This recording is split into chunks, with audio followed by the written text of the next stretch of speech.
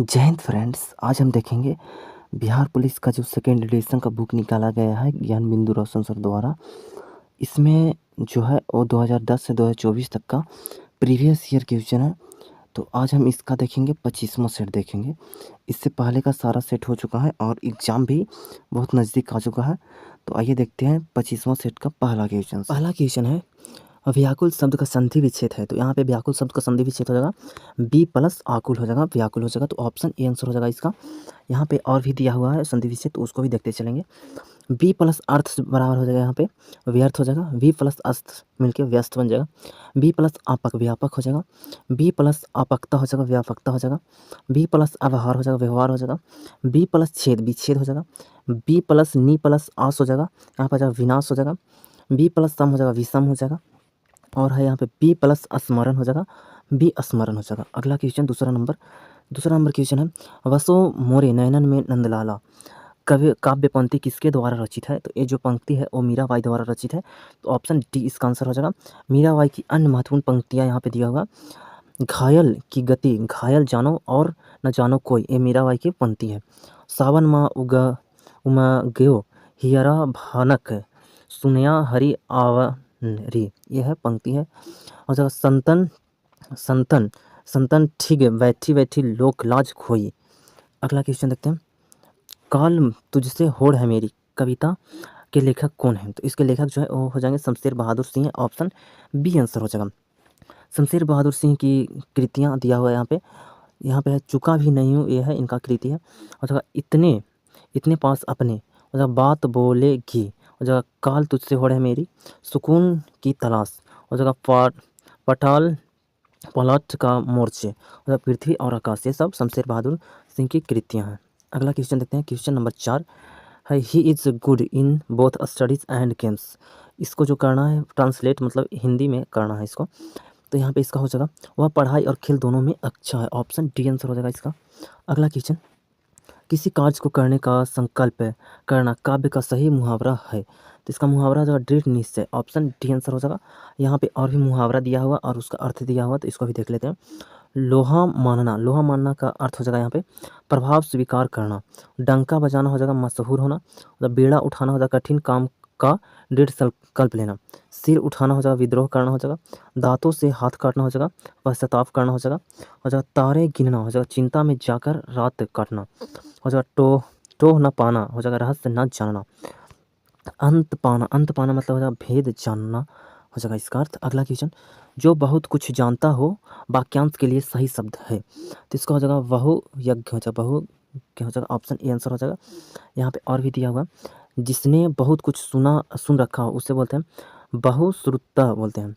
और जिसने बहुत कुछ देखा हो जाएगा बहुदृश्य हो जाएगा। बहुत से रूप धारण करने वाला हो जाएगा बहुरूपिया हो जाएगा। भोजन करने की इच्छा हो जाएगा और जाएगा बुभुक्षा हो जाएगा। जो बुद्धि द्वारा जाना जा सके हो जाएगा बोधगम्य हो जाएगा।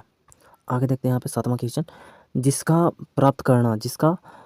प्राप्त करना बहुत कठिन हो वाक्यांश के लिए सही शब्द है हो जाएगा दुर्लभ हो जाएगा। ऑप्शन सी आंसर हो जाएगा। यहाँ पे है अनुचित बात के लिए आग्रह हो जाएगा दुराग्रह हो जाएगा। और जो मुश्किल से प्राप्त हो जाएगा दुष्प्रयाय हो जाएगा। जिसमें जाना या समझना कठिन हो उस जगह दुर्गम हो जाएगा। जिसे समझना कठिन हो जाएगा दुष्कर हो जाएगा। अगला question a wind in the river नामक पुस्तक के लेखक कौन हैं। तो इसके जो लेखक हैं हो जाएगा B.S. नायपॉल हो जाएंगे। ऑप्शन ए आंसर हो जाएगा। यहाँ पे और भी पुस्तक दिया हुआ और लेखक दिया हुआ। लेखक यहाँ B.S. Naipaul half a life in Asia of darkness हो जाएगा। बिल गेट का ये पुस्तक है how to avoid a climate disaster. George Bernard Shaw का जो पुस्तक है हो जाएगा अमर्स एंड द मैन हो जाएगा मार्क ट्वेन हो जाएगा the adventure of Huckle waiting Finn हो जाएगा।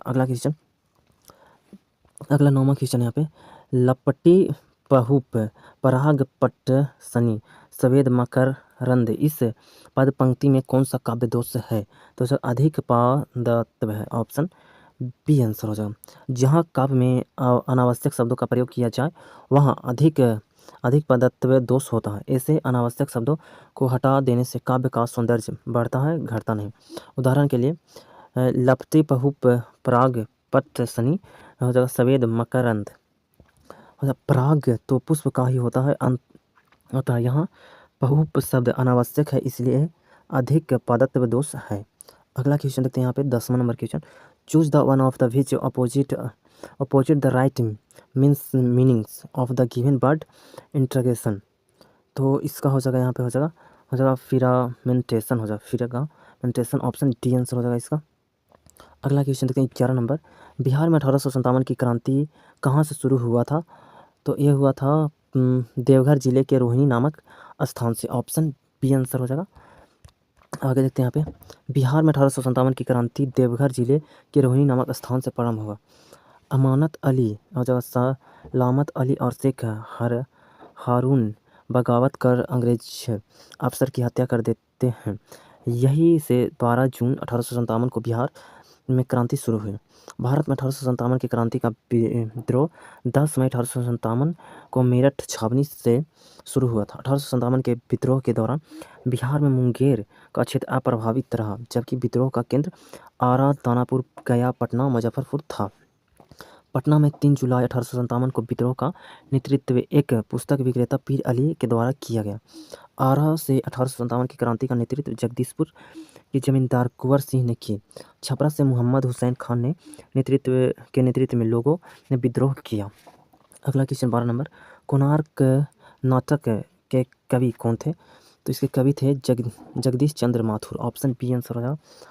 इस नाटक में उड़ीसा के गंगवंशीय राजा नरसिंह प्रथम द्वारा बनवाए गए सूर्य मंदिर का वर्णन किया गया। कोणार्क सूर्य मंदिर यह पूर्वी उड़ीसा में पुरी के पास स्थित है। इसका निर्माण गंग वंश के शासक नरसिंह प्रथम द्वारा 13वीं सदी में किया गया। इस मंदिर को एक विशाल रथ के आकार में बनाया गया है। यह मंदिर सूर्य भगवान को समर्पित है। 1984 में यूनेस्को ने इसे विश्व धरोहर स्थल घोषित किया। इसे ब्लैक पैगोडा भी कहा जाता है। जगदीश चंद्र माथुर की अन्य कृतियाँ हो जाएगा नाटक, हो जाएगा यहाँ पे नाटक का वर्ष दिया भोर का तारा 1946 में, कोणार्क 1951 में, ओ मेरे सपने 1950 में, हो जाएगा सरदिए हो जाएगा यह 1959 में, 10 तस्वीरें 1962 में, और यहाँ पर जाओ परंपराशील नाटक जो है 1968 में, और जाओ पहला राजा 1970 में, जिन्होंने जीना जाना यह हो जाएगा 1972 में। उपन्यास जो है यादों का पहाड़ 1966 में, धरती धन अपना 1972, हो जाएगा आधा पुल 1973 में, कभी ना छोड़े खेत 1976 में, हो जाएगा मुट्ठी भर कंकर 1976 में, घास गोदाम 1985 में, नरक कुंड में बास 1994 में। आगे इंदिरा गांधी भारत की प्रथम और एकमात्र महिला प्रधानमंत्री थी। इन्होंने 25 जून 1975 को आंतरिक अशांति के कारण आपातकाल लगाया था। इनका पूरा नाम इंदिरा प्रियदर्शनी गांधी था। इन्होंने लगातार 3 बार और यहाँ पे 1980 से 84 में चौथी बार प्रधानमंत्री के रूप में सेवा दी। माय ट्रुथ पुस्तक की लेखिका इंदिरा गांधी थी। अगला क्वेश्चन, काला शोक कौन से वंश के शासक थे? तो ये थे शिशुनाग वंश के, ऑप्शन ए आंसर हो जाएगा। शिशुनाग वंश की स्थापना शिशुनाग ने 412 ईसा पूर्व में की थी। इसने अपनी राजधानी पाटलिपुत्र से हटाकर वैशाली ले गया। काला शोक ने पुनः राजधानी को पाटलिपुत्र ले गया। शिशुनाग वंश का अंतिम राजा नंदी वर्धन था। अगला क्वेश्चन, 1956 में आंध्र प्रदेश के गठन के समय कौन सी भाषा जोड़ी गई थी? तो जोड़ी गई थी तेलुगु, ऑप्शन ए आंसर हो जाएगा। नेहरू, पटेल एवं सीतारमैया समिति की रिपोर्ट के बाद तेलुगु भाषियों ने पोट्टी श्रीमल्लू के नेतृत्व में आंदोलन प्रारंभ किया। 58 दिनों के आमरण अनशन के बाद 15 दिसंबर 1952 को रमल्लू की मृत्यु हो गई। रमल्लू की मृत्यु के बाद नेहरू ने तेलुगु भाषियों के लिए पृथक आंध्र प्रदेश के गठन की घोषणा कर दी। यह राज्य स्वतंत्र भारत की भाषा के आधार पर गठित होने वाला पहला राज्य था। राज्य पुनर्गठन आयोग 1953 में गठित हुआ। राज्य पुनर्गठन अधिनियम यहाँ पे जुलाई 1956 में पास किया गया था। अगला क्वेश्चन, पावापुरी बिहार के किस जिले में है? तो ये हो जाएगा नालंदा जिला में, ऑप्शन बी आंसर हो जाएगा। पावापुरी बिहार के नालंदा जिले में स्थित है। यह जैन धर्म के मतावलंबियों के लिए एक अत्यंत पवित्र शहर है। भगवान महावीर को यहीं पर 72 वर्ष की आयु में मोक्ष की प्राप्ति हुई थी। जल मंदिर पावापुरी बिहार में स्थित है। इसका संबंध जैन धर्म से है। पाटलिपुत्र नगर मगध सम्राट की राजधानी रहा है। वर्तमान पटना पहले पाटलिपुत्र कुसुमपुर पुष्पपुर अजीमाबाद के नाम से विख्यात रहा है। और जब शेरशाह ने इस नगर का नाम पाटलिपुत्र से पटना रखा था। दरभंगा भारत के बिहार राज्य में मिथिला क्षेत्र में स्थित एक नगर है एवं जिले का मुख्यालय यहाँ बागमती नदी के किनारे बसा हुआ है। सहरसा बिहार का एक जिला है। यह कोसी नदी के समीप पूर्व में बसा है। सहरसा मिथिलांचल का हिस्सा है। आगे देखते हैं यहाँ पे 16वां नंबर क्वेश्चन। स्वतंत्र भारत के प्रथम गृह मंत्री कौन थे? तो सरदार वल्लभ भाई पटेल। ऑप्शन बी आंसर हो जाएगा। सरदार पटेल भारत के प्रथम उप प्रधानमंत्री भी रहे हैं। इन्हें लौह पुरुष के नाम से जाना जाता है। भारतीय रियासतों को संघ में मिलाने में पटेल ने मुख्य भूमिका निभाई। इसमें इनका साथ बीपी मेनन ने दिया था। बीपी मेनन ने भारत की आज़ादी और पावर ट्रांसफ़र पर एक किताब लिखा था जिसका नाम transfer of power in India था। जवाहरलाल नेहरू भारत के प्रथम प्रधानमंत्री थे। गुटनिरपेक्ष आंदोलन की स्थापना में नेहरू ने मुख्य भूमिका निभाई थी। इंदिरा गांधी के कार्यकाल में 1971 में भारत पाक युद्ध, बांग्लादेश मुक्ति तथा 1975 में राष्ट्रीय आपातकाल जैसी महत्वपूर्ण घटनाएं घटी थी। इन्हें आयरन लेडी ऑफ इंडिया के नाम से भी जाना जाता है। अगला क्वेश्चन, WHO का पूरा नाम क्या है? तो WHO का पूरा नाम हो जाएगा विश्व स्वास्थ्य संगठन। ऑप्शन ए आंसर हो जाएगा। इसका जो मुख्यालय है जेनेवा स्विट्जरलैंड में। इसका प्रमुख जो है वह जगह टेड्रोस अधनोम हो जाएगा घेब्रेयेसस, कैसा नाम रहता। स्थापना जो हुआ था 7 अप्रैल 1948 को। 7 अप्रैल को विश्व स्वास्थ्य दिवस के रूप में मनाया जाता है। और उप महानिर्देशक पद पर नियुक्त होने वाली प्रथम महिला सौम्या स्वामीनाथन हैं। कुल सदस्य इसके हैं 193 सदस्य हैं। अगला क्वेश्चन, भारत में वित्तीय वर्ष कब शुरू होता है? तो ये होता है 1 अप्रैल से 31 मार्च से। ऑप्शन सी आंसर हो जाएगा। संविधान के अनुच्छेद 112 में वार्षिक वित्तीय विवरण का उल्लेख है जो 1 अप्रैल से 31 मार्च तक चलता है। अनुच्छेद 202 में राज्य सरकारों के बजट का उल्लेख है। सरकार का आय और व्यय का लेखा जोखा बजट कहलाता है। बजट को वित्त मंत्री द्वारा 1 फरवरी को पेश किया जाता है। आर्थिक सर्वेक्षण वित्त मंत्री द्वारा बजट से 1 दिन पहले प्रस्तुत किया जाता है। बजट सब फ्रेंच बुगेट ने निकाला है जिसका अर्थ होता है चमड़े का थैला होता है। स्वतंत्र भारत का प्रथम बजट आर के शमुखन सेठी ने पेश किए। भारतीय बजट के जनक जेम्स विल्सन को माना जाता है। इसने 1860 में प्रथम बार बजट प्रस्तुत किया था। अगला क्वेश्चन, रिजर्व बैंक का मुख्यालय कहाँ है? रिजर्व बैंक का जो मुख्यालय है मुंबई में है। ऑप्शन ए आंसर हो जाएगा। रिजर्व बैंक का जो स्थापना हुआ था 1 अप्रैल 1935 को एक्ट 1934 के एक्ट के तहत। समिति जो था और जगह हिल्टन यंग की सिफारिश पर हुआ था। राष्ट्रीयकरण 1 जनवरी 1949 को हुआ था। स्थापना हुआ था 5 करोड़ की पूंजी से हुई थी। आरबीआई देश का केंद्रीय बैंक है। देश का मौद्रिक नीति आरबीआई द्वारा बनाई और लागू की जाती है। आरबीआई का प्रथम गवर्नर सर ऑसवेर्न स्मिथ थे। आरबीआई का स्वतंत्र भारत में प्रथम भारतीय गवर्नर सीडी देशमुख थे। बैंकों के राष्ट्रीयकरण के समय आरबीआई गवर्नर एल.के. झा थे। आरबीआई के वर्तमान गवर्नर शशिकांत दास हैं। ये शायद चेंज हो गए हैं। अगला क्वेश्चन देखते हैं, घनानंद किस काव्यधारा के कवि हैं? तो हो जाएंगे रीति मुक्त। ऑप्शन बी आंसर हो जाएंगे। यहाँ क्वेश्चन नंबर 21 है, जिसमें वस्तु का केवल एक विक्रेता होता है ऐसे बाजार की स्थिति है। ऐसे बाजार की स्थिति एक अधिकार कहलाता है। ऑप्शन बी हो जाएगा आंसर। एक अधिकार का मतलब एक विक्रेता या निर्माता के साथ साथ उस फर्म के उत्पाद के लिए कोई करीबी विकल्प बाजार में उपलब्ध नहीं होना चाहिए। मोनोपोली सिद्धांत को अर्थशास्त्री जॉन रॉबिन्सन ने अपनी पुस्तक the economics of imperfect competition में विकसित किया था 1933 में। मोनोपोली एक बाजार संरचना है जिसमें एक ही खरीदार काफ़ी हद तक कई विक्रेताओं के होने से वस्तुओं एवं सेवाओं की पेशकश के प्रमुख खरीदार के रूप में बाजार नियंत्रित करता है। जहां बाजार पर सिर्फ 2 कंपनियों का ही प्रभावी नियंत्रण हो, द्विधिकार कहलाता है। अगला क्वेश्चन, पेन तथा स्याही की मांग को क्या कहा जाता है? तो पेन तथा स्याही को संयुक्त मांग कहा जाता है। ऑप्शन बी हो जाएगा आंसर। जब जब एक उद्देश्य की पूर्ति के लिए एक साथ दो वस्तुओं की मांग हो, संयुक्त मांग कहलाता है। एग्जाम्पल के लिए यहाँ पे बटर और ब्रेड हो जाएगा, क्रिकेट बॉल एवं बैट, पेन तथा स्याही सामूहिक मांग है। ऐसे वस्तु जिसे एक से अधिक उपयोगों में लाया जा सके, जैसे कोयला व बिजली। लोचदार मांग किसी वस्तु की मांग पर मूल्य में होने वाले परिवर्तन को अर्थशास्त्र में लोचदार मांग कहते हैं। प्रभावी मांग अर्थव्यवस्था की मांग का यह स्तर है जो समस्त पूर्ति से पूर्णतया संतुष्ट हो। अगला क्वेश्चन, शंकराचार्य के द्वारा मठों का निर्माण किस धर्म की प्रतिष्ठा के लिए किया गया था? तो ये किया गया था सनातन धर्म के लिए। ऑप्शन ए आंसर हो जाएगा। इनका जन्म 788 ईस्वी में कलादी केरल में हुआ था। इनके द्वारा अद्वैत वेदांत दर्शन का प्रतिपादन किया गया। इनके द्वारा 4 निम्न मठ स्थापित किया गया।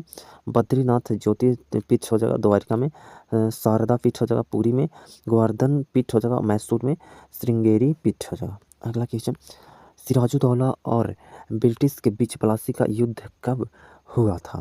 तो हुआ था 23 जून 1757 को। ऑप्शन सी आंसर हो जाएगा। इस युद्ध में अंग्रेजी सेना का नेतृत्व क्लाइव और सिराजुद्दौला की सेना का नेतृत्व मीर जाफर ने किया था। इसमें अंग्रेजों की जीत हुई। प्लासी बंगाल में भागीरथी नदी के किनारे स्थित है। कालकोठरी की घटना 20 जून 1756 को हुई थी, जिसमें सिराजुद्दौला ने 146 अंग्रेजों को एक 18 वाई यहाँ पे 14 साइज का एक कोठरी था उसमें बंद कर दिया था, जिसमें मात्र 23 व्यक्ति जीवित रहे। बक्सर का युद्ध 22 अक्टूबर 1764 को अंग्रेजी सेनापति हेक्टर मुंडो और बंगाल के नवाब मीर कासिम, अवध के नवाब सिराजुद्दौला और मुगल बादशाह शाह आलम द्वितीय के बीच हुआ। इस युद्ध में अंग्रेजों की जीत हुई। अगला क्वेश्चन 25वां नंबर, मुद्रा के आंतरिक मूल्य का अर्थ क्या है? तो इसका अर्थ है मुद्रा की कार्य शक्ति। ऑप्शन सी आंसर हो जाएगा। विनिमय दर को अलग अलग मुद्राओं की सापेक्ष कीमत होती है। मुद्रा की चालन गति से अभिप्राय यह है कि मुद्रा की एक इकाई द्वारा एक वर्ष में कितनी बार वस्तुएं तथा सेवाएं खरीदी जाती है। मुद्रा पूर्ति से आज से मुद्रा की कुल मात्रा से है जो अर्थव्यवस्था में लोगों द्वारा विभिन्न रूपों में अपने पास रखी जाती है। M3 मुद्रा पूर्ति का व्यापक माप है तथा M1 सबसे तरल मापक है। अगला क्वेश्चन, इसमें कौन सार्क का सदस्य है? तो सार्क का सदस्य मालदीव। ऑप्शन ए आंसर हो जाएगा। इसका सार्क का जो फुल फॉर्म होता है वो होता है South Asian association for regional cooperational. इसका जो मुख्यालय है काठमांडू में। सार्क का मुख्यालय। सार्क की स्थापना 8 दिसंबर 1985 ईस्वी में की गई थी। सार्क का प्रथम शिखर सम्मेलन 1985 में ढाका में हुआ था। सदस्य देश इसका हो जाएगा भारत, पाकिस्तान, बांग्लादेश, नेपाल, भूटान, श्रीलंका, मालदीव एवं अफगानिस्तान है। अगला क्वेश्चन, क्षोभ मंडल की ऊंचाई कितनी होती है? तो क्षोभ मंडल की ऊंचाई जो है वो होता है यहाँ पे 8 किलोमीटर होता है। तो इनमें से कोई नहीं, ऑप्शन डी हो जाएगा आंसर। इनमें से कोई नहीं। क्षोभ मंडल की ऊंचाई ध्रुवों पर 8 किलोमीटर तथा विषुवत रेखा पर लगभग 18 किलोमीटर होता है। यह वायुमंडल की सबसे नीचे वाली परत है। सभी मुख्य वायुमंडलीय घटनाएं जैसे बादल, आंधी एवं वर्षा इसी मंडल में होती है। इस मंडल को संवहन मंडल कहते हैं, क्योंकि संवहन धाराएं इसी मंडल की सीमा तक सीमित होती है। इस मंडल को अधो मंडल भी कहते हैं। क्षोभ मंडल और संताप मंडल को अलग करने वाले भाग को क्षोभ सीमा कहते हैं। अगला क्वेश्चन, गन्ना का सर्वाधिक उत्पादक देश कौन सा है? तो है ब्राज़ील। ऑप्शन बी आंसर हो जाएगा ब्राज़ील। ब्राज़ील विश्व में सर्वाधिक कॉफ़ी उत्पादित करने वाला देश है। ब्राज़ील में कहवा के बागों को फैजेंटा कहते हैं। रबर के पेड़ का मूल स्थान ब्राज़ील है। दक्षिणी अमेरिका में ब्राज़ील सर्वाधिक मैंगनीज उत्पादक देश है। चीन विश्व में सर्वाधिक धान, गेहूं, तंबाकू, कपास उत्पादन करता है। अमेरिका विश्व में सर्वाधिक मक्का उत्पादक देश है। आगे देखते हैं यहाँ पे 29वां नंबर क्वेश्चन, गुप्त वंश का संस्थापक कौन था? तो गुप्त वंश का संस्थापक श्रीगुप्त। ऑप्शन ए आंसर हो जाएगा। गुप्त वंश का प्रथम महान सम्राट चंद्रगुप्त प्रथम था। इसने महाराजा धीराज की उपाधि धारण की। गुप्त संवत की शुरुआत चंद्रगुप्त प्रथम ने की। चंद्रगुप्त मौर्य ने मौर्य वंश की स्थापना की। चंद्रगुप्त मौर्य मगध की गद्दी पर 322 ईसा पूर्व में बैठा। यह जैन धर्म का अनुयायी था।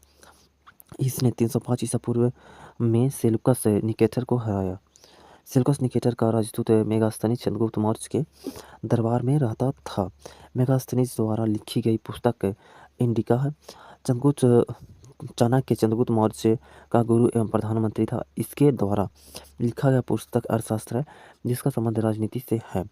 विशाखादत्त कृत मुद्राक्षस में चंद्रगुप्त मौर्य के लिए विरसल शब्द का प्रयोग किया गया है। अगला क्वेश्चन, जय जवान जय किसान का नारा किसने दिया था? तो ये दिए थे Lal Bahadur Shastri. Option B answer हो जाएगा। लाल बहादुर शास्त्री का जो जन्म हुआ था वो 2 अक्टूबर 1904 को उत्तर प्रदेश में हुआ था। लाल बहादुर शास्त्री भारत के दूसरे प्रधानमंत्री बने। वे जून 1964 से 11 जनवरी 1966 को अपनी मृत्यु तक लगभग 18 महीने भारत के प्रधानमंत्री रहे। उन्होंने 1965 के भारत पाकिस्तान युद्ध की समाप्ति हेतु 10 जनवरी 1966 को पाकिस्तान के राष्ट्रपति अयूब खां के साथ ताशकंद समझौता पर हस्ताक्षर कर युद्ध विराम की घोषणा की। 11 जनवरी 1966 को ही ताशकंद में इनकी मृत्यु हो गई। जवाहरलाल नेहरू भारत के प्रथम प्रधानमंत्री वर्ष 1947 से 1964 तक थे। नेहरू भारत के प्रथम प्रधानमंत्री जो 1947 से 1964 तक रहे थे। भारतीय राष्ट्रीय कांग्रेस की गांव में होने वाली प्रथम अधिवेशन फैजपुर की अध्यक्षता पंडित जवाहरलाल नेहरू ने की थी 1937 में।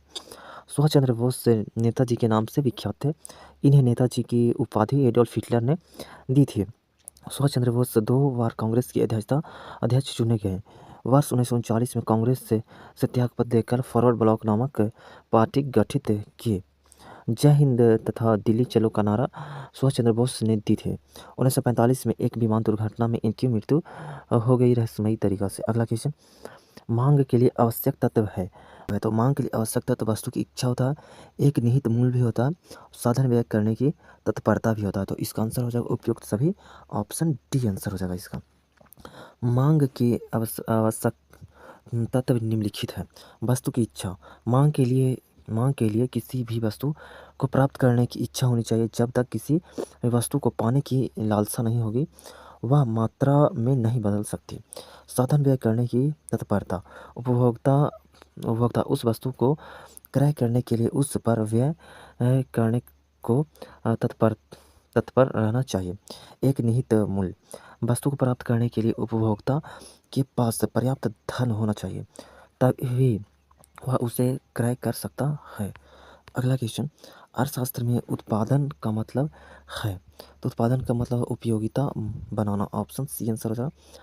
अर्थशास्त्री मार्शल के अनुसार मानव इस संसार में अधिक से अधिक इतना अवश्य कर सकता है कि वह पदार्थ की पुनर्व्यवस्था कर दे जिसे पहले से अधिक उपयोगी हो सके। उदाहरण के लिए एक बढ़ई लकड़ी को काट छाट कर सुंदर सा टेबल बनाता है, तो बढ़ई के किसी नए पदार्थ का निर्माण नहीं, बल्कि लकड़ी को अपने प्रयत्नों से उपयोगिता का सृजन किया। विनिर्माण द्वारा कच्चे माल को मूल्यवान उत्पादन में परिवर्तित कर अधिक मात्रा वस्तु के उत्पादन को विनिर्माण कहते हैं। उदाहरण के लिए गन्ना से चीनी बनाना, लकड़ी से कागज बनाना। अगला क्वेश्चन, उत्पादन का सक्रिय साधन है। तो जगह श्रम है। ऑप्शन ए आंसर हो जाएगा। श्रम उत्पादन का सबसे प्रचुर और सक्रिय साधन। पूंजी और भूमि जैसे निष्क्रिय कारक उत्पादन शुरू नहीं कर सकते। चूँकि भारत में सभी देशों की तुलना में सबसे अधिक आबादी है, इसलिए भारत में श्रम प्रचुर मात्रा में है। उत्पादन के 4 कारक है: भूमि, श्रम, पूंजी और उद्यमी। धन का वह अंश जिसका प्रयोग उत्पादन के लिए किया जाता है उसे पूंजी कहते हैं। अगला क्वेश्चन, सूचकांक के निर्माण में प्रयुक्त सर्वोत्तम औसत है। सर्वोत्तम औसत होता है गुणोत्तर माध्य। ऑप्शन बी आंसर हो जाएगा।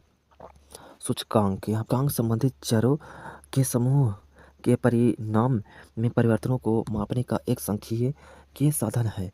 यह अपसारित होने पर अनुपातों की समान प्रवृत्ति का प्रतिनिधित्व करता है, जिनसे इनको परिकलित किया जाता है। यह 2 भिन्न स्थितियों से संबंधित चरों को किसी समूह में औसत परिवर्तन का एक माप है। तुलना समान वर्गों में की जा सकती है, जैसे व्यक्तियों, स्कूलों, अस्पतालों आदि में। आगे देखते हैं, केंद्रीय प्रवृत्ति या औसतों के 5 सांख्यिकीय माप है। समांतर माध्य, माध्यिका, बहुलक, ज्यामितीय माध्य और जगह हरात्मक माध्य है। उपयुक्त 5 में से 3 सर्वाधिक प्रचलित औसतें हैं, जबकि अन्य दो औसतें विशिष्ट परिस्थितियों में उपयुक्त होते हैं। केंद्रीय प्रवृत्ति का माप इस बात पर आभास दिलाता है कि आंकड़े किस स्थान पर केंद्रित है, किंतु आंकड़े के समुचित अर्थ विवेचन के लिए यह भी पता होनी चाहिए कि आंकड़ों में कितना बिखराव है या वे केंद्रीय प्रवृत्ति की माप के चारों ओर किस प्रकार एकत्रित है। समांतर माध्य, माध्यिका एक एवं बहुलक की सापेक्षिक स्थिति। मान लीजिए कि यहाँ पे दिया समांतर माध्य M0 MO, माध्यिका MI और जब बहुलक MO, इन तीनों के ये बहुत जटिल है, इसको छोड़ देते हैं यहाँ पे। अगला क्वेश्चन देखते हैं। क्वेश्चन नंबर यहाँ पे हो जाएगा 35 नंबर। पेट्रोल किस से मापा जाता है? पेट्रोल जो है वो लीटर से मापा जाता है। ऑप्शन बी आंसर हो जाएगा। किलोमीटर मीटर के द्वारा दूरी का माप होता है। दूरी का सबसे बड़ा मात्रक पार्शिक है। किलोग्राम के द्वारा द्रव्यमान को मापा जाता है। नॉटिकल मील द्वारा समुद्री दूरी का मापन किया जाता है। समुद्र की गहराई को फैथम में मापा जाता है। बैरोमीटर वायुमंडलीय दाब को मापने में उपयोग होता है। अल्टीमीटर जो उपकरण है ऊंचाई को मापा जाता है। हाइड्रोमीटर तरल पदार्थों का सापेक्षिक घनत्व मापा जाता है। अगला क्वेश्चन, चाय का सर्वाधिक उत्पादक देश कौन सा है? तो जगह चीन है। ऑप्शन ए आंसर हो जाएगा। चाय उत्पादक में भारत दूसरा स्थान पर है। श्रीलंका विश्व में प्रथम चाय निर्यातक देश है। विश्व की प्रमुख फसलें एवं प्रमुख उत्पादक देश, यहाँ पे फसल तंबाकू का जो प्रमुख उत्पादक देश जो है वो चीन है। गन्ना का प्रमुख उत्पादक देश ब्राज़ील है। सोयाबीन का अमेरिका। मसाले का भारत हो जाएगा। जूट का उत्पादक देश है भारत है। नारियल का इंडोनेशिया है। अगला क्वेश्चन, गौतम बुद्ध की मृत्यु कहाँ हुई थी? तो गौतम बुद्ध की मृत्यु कुशीनगर में हुई थी। ऑप्शन ए आंसर हो जाएगा। गौतम बुद्ध की मृत्यु 80 वर्ष की उम्र में 483 ईसा पूर्व में कुशीनगर में हुआ था। अगला क्वेश्चन, पोखरण क्या है? पोखरण जो है राजस्थान का एक नगर है। भारत ने अपना पहला स्वदेशी परमाणु परीक्षण यहीं 18 मई 1974 को किया था, जिसे स्माइलिंग बुद्धा के नाम से जाना जाता है। पोखरण में दूसरा परमाणु परीक्षण 11 मई व 13 मई 1998 को किया गया, जिसे शक्ति 98 नाम दिया गया। रावतभाटा परमाणु विद्युत गृह राजस्थान में स्थित है।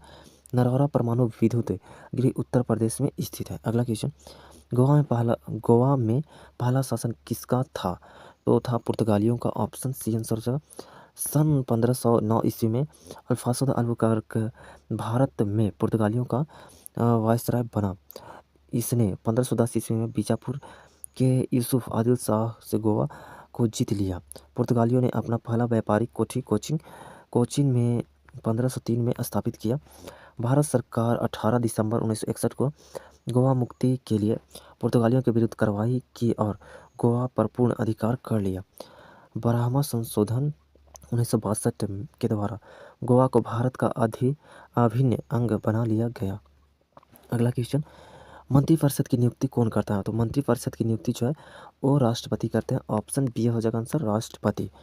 राष्ट्रपति के कार्यों के संपादन व सलाह देने हेतु एक मंत्रिपरिषद होती है, जिसका प्रधानमंत्री होता है। इसका उल्लेख जो है वो अनुच्छेद 74 में है। मंत्री राष्ट्रपति के प्रसाद प्रयत्न पद धारण करेंगे, अनुच्छेद 75 के क्लॉज 2 में है। मंत्रिपरिषद लोकसभा के प्रति सामूहिक रूप से उत्तरदायी होगी, अनुच्छेद 75 के क्लॉज 3 में है। पद ग्रहण से पूर्व प्रधानमंत्री सहित प्रत्येक मंत्री राष्ट्रपति के समक्ष पद एवं गोपनीयता की शपथ लेगा। यह अनुच्छेद यहाँ पे 75 के क्लॉज 4 में है। अगला क्वेश्चन, किसी देश में मुद्रास्फीति की स्थिति में निम्न में से कौन सा कथन सही नहीं है? पूंजी का अवमूल्यन होता है, ये सही नहीं। ऑप्शन सी आंसर हो जाएगा। मुद्रास्फीति में पूंजी का अवमूल्यन होता है, यह कथन सही नहीं है। मुद्रास्फीति वस्तु एवं सेवाओं की कीमत में होने वाली लगातार वृद्धि को मुद्रास्फीति कहते हैं। मुद्रास्फीति के प्रभाव उत्पादक वर्ग जैसे वो कृषक, उद्योगपति, व्यापारी को लाभ होता है। ऋणी को लाभ तथा ऋणदाता को हानि होता है। मुद्रास्फीति के समय मुद्रा की क्रय शक्ति घटती है। समाज में आर्थिक विषमताएं बढ़ जाती है। निश्चित आय वाले वर्ग को हानि होती है जबकि परिवर्तित आय वाले वर्ग को लाभ होता है। राष्ट्रीय आय क्या है? तो राष्ट्रीय आय जो है यह एक वर्ष में किसी देश में उत्पादित सभी वस्तुओं एवं सेवाओं के धन मूल्य है। ऑप्शन ए आंसर हो जाएगा। राष्ट्रीय और प्रति व्यक्ति आय की गणना का प्रथम प्रयास दादा भाई नौरोजी ने वर्ष 1867-68 में किया था। राष्ट्रीय आय की गणना के लिए 1949 में पीसी महालनोबिस की अध्यक्षता में राष्ट्रीय आय समिति का गठन किया गया था। राष्ट्रीय आय की गणना के लिए मई 1951 में केंद्रीय सांख्यिकी कार्यालय की स्थापना की गई। वर्तमान में मई 2019 से राष्ट्रीय आय की गणना राष्ट्रीय सांख्यिकी कार्यालय NSO द्वारा किया जाता है। राष्ट्रीय आय लेखांकन के जन्मदाता साइमन कुजनेटस को कहा जाता है। आगे देखते हैं यहाँ पे अगला क्वेश्चन 43 नंबर। शुद्ध राष्ट्रीय उत्पाद का मूल्यांकन कैसे किया जाता है? तो ये किया जाता है NNP बराबर हो जाएगा GNP माइनस मूल्यह्रास। ऑप्शन ए आंसर हो जाएगा। सकल राष्ट्रीय उत्पाद में मूल्यह्रास को घटाने के बाद जो आय बचती है उसे शुद्ध राष्ट्रीय उत्पाद कहते हैं। GDP माइनस एक वित्तीय वर्ष में देश की सीमा के भीतर उत्पादित होने वाली अंतिम वस्तु एवं सेवाओं के मौद्रिक मूल्य को GDP कहते हैं। GNP ग्रॉस नेशनल प्रोडक्ट सकल राष्ट्रीय उत्पाद GNP बराबर GDP plus x minus M हो जाएगा, जहाँ x जो है वो विदेशों से प्राप्त आय है, m जो है वो विदेशियों के द्वारा भारत से अर्जित आय हो जाएगा। GDP माइनस किसी देश के उत्पादन क्षमता को बताता है। NDP मतलब नेट डोमेस्टिक प्रोडक्ट जो है शुद्ध घरेलू आय, NDP बराबर GDP माइनस मूल्यह्रास हो जाएगा। अगला क्वेश्चन, भारतीय संविधान पूर्णतः किस तिथि से लागू हुआ था? पूर्णतः तो 26 जनवरी 1950 को। ऑप्शन डी आंसर हो जाएगा। ब्रिटिश संसद में भारतीय स्वतंत्रता अधिनियम 4 जुलाई 1947 को पेश किया गया। इसकी स्वीकृति 18 जुलाई 1947 को मिली। संविधान सभा की कार्यवाही 13 दिसंबर 1940 को नेहरू द्वारा पेश किए गए उद्देश्य प्रस्ताव के साथ प्रारंभ हुई, जिसे 11 जनवरी 1947 ईस्वी को स्वीकृति मिली। संविधान सभा का प्रथम वाचन 4 नवंबर से 9 नवंबर 1948 तक चला। संविधान सभा का तीसरा वाचन 14 नवंबर से 29 नवंबर 1947 ईस्वी तक चला और संविधान सभा द्वारा 26 नवंबर 1949 को संविधान को पारित किया गया। संविधान सभा का अंतिम बैठक 24 जनवरी 1950 को हुई। इसी दिन डॉक्टर राजेंद्र प्रसाद को प्रथम राष्ट्रपति चुना गया। संविधान में कुल अनुच्छेदों में से 15 अनुच्छेद को 26 नवंबर 1949 को ही पारित किया गया, जबकि शेष अनुच्छेद 26 जनवरी 1950 को लागू हुआ। अगला क्वेश्चन, भारतीय संसद में कितने सदन हैं? भारतीय संसद में 2 सदन हैं, एक राज्यसभा और एक लोकसभा। ऑप्शन ए आंसर हो जाएगा। संसदीय शासन व्यवस्था के अंतर्गत केंद्र में द्विसदनीय व्यवस्था को अपनाया गया, लोकसभा और राज्यसभा। भारतीय संविधान के भाग 5 में अनुच्छेद 79 से 122 तक संघीय विधायिका का वर्णन किया गया है। संसद अनुच्छेद 79 में है, इसमें हो जाएगा। राज्यसभा अनुच्छेद 80 में है, उच्च सदन है राज्यसभा और अस्थायी सदन भी है। लोकसभा 81 में है, निम्न सदन है और अस्थायी सदन है। राज्यसभा और लोकसभा के बारे में यहाँ पे दिया होगा। राज्यसभा का जो कार्यकाल होता है 6 वर्ष का, जबकि लोकसभा का कार्यकाल 5 वर्ष का होता है। इसमें एक कोटा सदस्य हर 2 वर्ष में अवकाश ग्रहण करते हैं। अधिकतम सदस्य जो 250 हो सकता है और आयु जो है वो राज्यसभा का सदस्य बनने के लिए वो 30 वर्ष है। अधिकतम सदस्य इसमें 550, आयु 25 वर्ष है। अगला क्वेश्चन, किस काल या युग में पत्थर के औजार सबसे पहले पाए गए थे? तो हो जाएगा पूरा पाषाण काल में। ऑप्शन बी आंसर हो जाएगा। पूरा पाषाण काल 5 लाख ईसा पूर्व से 50,000 ईसा पूर्व तक का है। इस काल में मानव जीवन अस्थिर था। इसी काल में अग्नि का आविष्कार हुआ। भारत में पूरा पाषाणकालीन औजारों की खोज सर्वप्रथम रॉबर्ट ब्रूस फुट ने 1863 में की। मध्य पाषाण काल में औजार पूरा पाषाण काल की अपेक्षा आकार में छोटा हो गया। मानव ने मध्य पाषाण काल में ही कुत्ता को प्रथम पालतू पशु बनाया। नव पाषाण काल में मानव ने खेती करना प्रारंभ किया तथा पॉलिशदार पत्थर के औजारों का प्रयोग किया गया। अगला क्वेश्चन, पुर्तगालियों द्वारा कालीकट से ले जाए जाने वाले कालीकट के सूती कपड़े यूरोप में आम तौर पर क्या कहलाते थे? तो कहलाते थे कौलिको कहलाते थे। ऑप्शन बी हो जाएगा आंसर। भारत में प्रिंटिंग प्रेस पुर्तगालियों की देन है। तंबाकू की खेती सर्वप्रथम 1508 ईस्वी में दक्षिण भारत में पुर्तगालियों ने शुरू की थी। अगला क्वेश्चन, 8 ग्रहों में बुध सूर्य सूर्य से कौन से स्थान पर है? तो है ए हो जाएगा, पहला स्थान पर है। ऑप्शन ए आंसर हो जाएगा। सूर्य से बढ़ती दूरी के अनुसार ग्रहों का क्रम सबसे करीब में है, यहाँ पे बुध हो जाएगा, उसके बाद शुक्र हो जाएगा, तीसरा स्थान पे पृथ्वी हो जाएगा, चौथा पे मंगल, पांचवा पे बृहस्पति, छठा पे शनि हो जाएगा, सातवां पे अरुण और आठवां पे वरुण हो जाएगा। बुध सौर मंडल में सूर्य का निकटतम ग्रह है।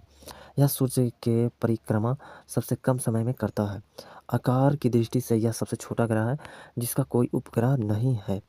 अगला क्वेश्चन, कर्क रेखा तथा मकर रेखा के बीच का क्षेत्र क्या है? तो यह जगह उष्णकटिबंधीय। ऑप्शन सी आंसर हो जाएगा। प्रत्येक गोलार्ध को ताप के आधार पर कई भागों में बांटा गया है। इन भागों को कटिबंध कहते हैं। उपोष्ण कटिबंध 30 डिग्री से 35 डिग्री उत्तरी तथा दक्षिणी अक्षांशों के बीच स्थित है, जहाँ कुछ महीने ताप अधिक और कुछ महीने ताप कम रहता है। शीतोष्ण कटिबंध 45 डिग्री से 66.5 डिग्री उत्तरी अक्षांश से और दक्षिणी अक्षांशों के बीच का क्षेत्र, यहाँ ताप हमेशा कम होता है।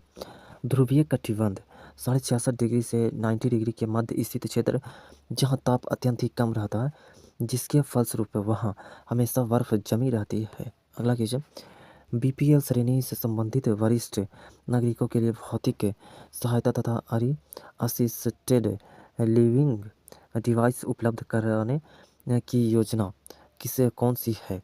तो हो जाएगा राष्ट्रीय वयोश्री योजना। ऑप्शन ए हो जाएगा आंसर। इस योजना की शुरुआत 1 मई 2017 को सामाजिक न्याय एवं अधिकारिता मंत्रालय द्वारा किया गया। प्रधानमंत्री व्यय वंदना योजना, इसकी शुरुआत 2017 में की गई। इसका उद्देश्य वरिष्ठ नागरिकों के लिए पेंशन की व्यवस्था करना है। आयुष्मान भारत योजना, इसकी शुरुआत 23 सितंबर 2018 को हुई। इसका उद्देश्य प्रत्येक परिवार को 5 लाख रुपए का स्वास्थ्य बीमा उपलब्ध कराना है। अगला क्वेश्चन, कपास के रेशों का उपयोग कर कपड़े बनाने की आर्थिक गतिविधि किस क्षेत्र के अंतर्गत आती है? तो ये आएगा द्वितीय क्षेत्र के अंतर्गत। ऑप्शन ये हो जाएगा आंसर। अर्थव्यवस्था के 3 क्षेत्र हैं। प्राथमिक क्षेत्र जो है, इसके अंतर्गत प्राकृतिक साधनों का दोहन करते हैं। इसे भारतीय अर्थव्यवस्था की रीढ़ कहा जाता है। सबसे ज़्यादा रोजगार 51% देने वाला क्षेत्र प्राथमिक क्षेत्र ही है। कृषि, पशुपालन, वन, खनिज संसाधन, मुर्गी पालन, मछली पालन, ये सब आता है इसके अंतर्गत। द्वितीय क्षेत्र है अर्थव्यवस्था का वह क्षेत्र जो प्राथमिक क्षेत्र के उत्पादों को अपनी गतिविधियों में कच्चे माल की तरह उपयोग करते हैं, द्वितीयक क्षेत्र कहलाता है। इसे विनिर्माण या औद्योगिक क्षेत्र भी कहा जाता है। उदाहरण के लिए गेहूँ से ब्रेड बनाना, कपड़ा से कपड़ा बनाना, लौह अयस्क से इस्पात बनाना। तृतीय क्षेत्र है, इस क्षेत्र में विभिन्न प्रकार की सेवाओं का उत्पादन किया जाता है, इसलिए इस क्षेत्र को सेवा क्षेत्र भी कहा जाता है। उदाहरण के लिए व्यापार, होटल तथा तथा रेस्तरां, लोक प्रशासन एवं परिरक्षा, चिकित्सा, परिवहन, संचार तथा भंडारण। भारतीय अर्थव्यवस्था में सर्वाधिक योगदान तृतीय क्षेत्र का है।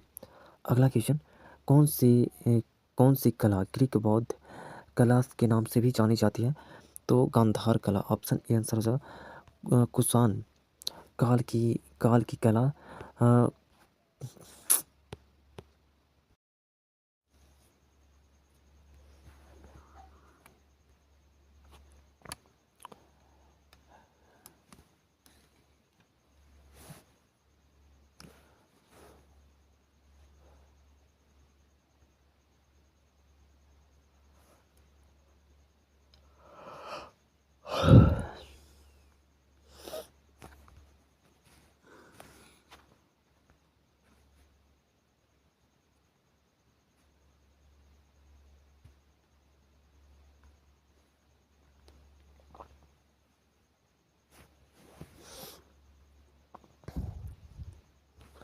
क्वेश्चन नंबर 21 है, जिसमें वस्तु का केवल एक विक्रेता होता है, ऐसे बाजार की स्थिति है। ऐसे बाजार की स्थिति है एकाधिकार। ऑप्शन बी हो जाएगा आंसर। जिसमें वस्तु का केवल एक विक्रेता होता है, ऐसे बाजार की स्थिति एकाधिकार कहलाता है। एकाधिकार का मतलब एक विक्रेता या निर्माता के साथ साथ उस फर्म के उत्पाद के लिए कोई करीबी विकल्प बाजार में उपलब्ध नहीं होना चाहिए। मोनोपसोनी सिद्धांत को अर्थशास्त्री जॉन रॉबिन्सन ने अपनी पुस्तक the economics of imperfect communication में विकसित किया था।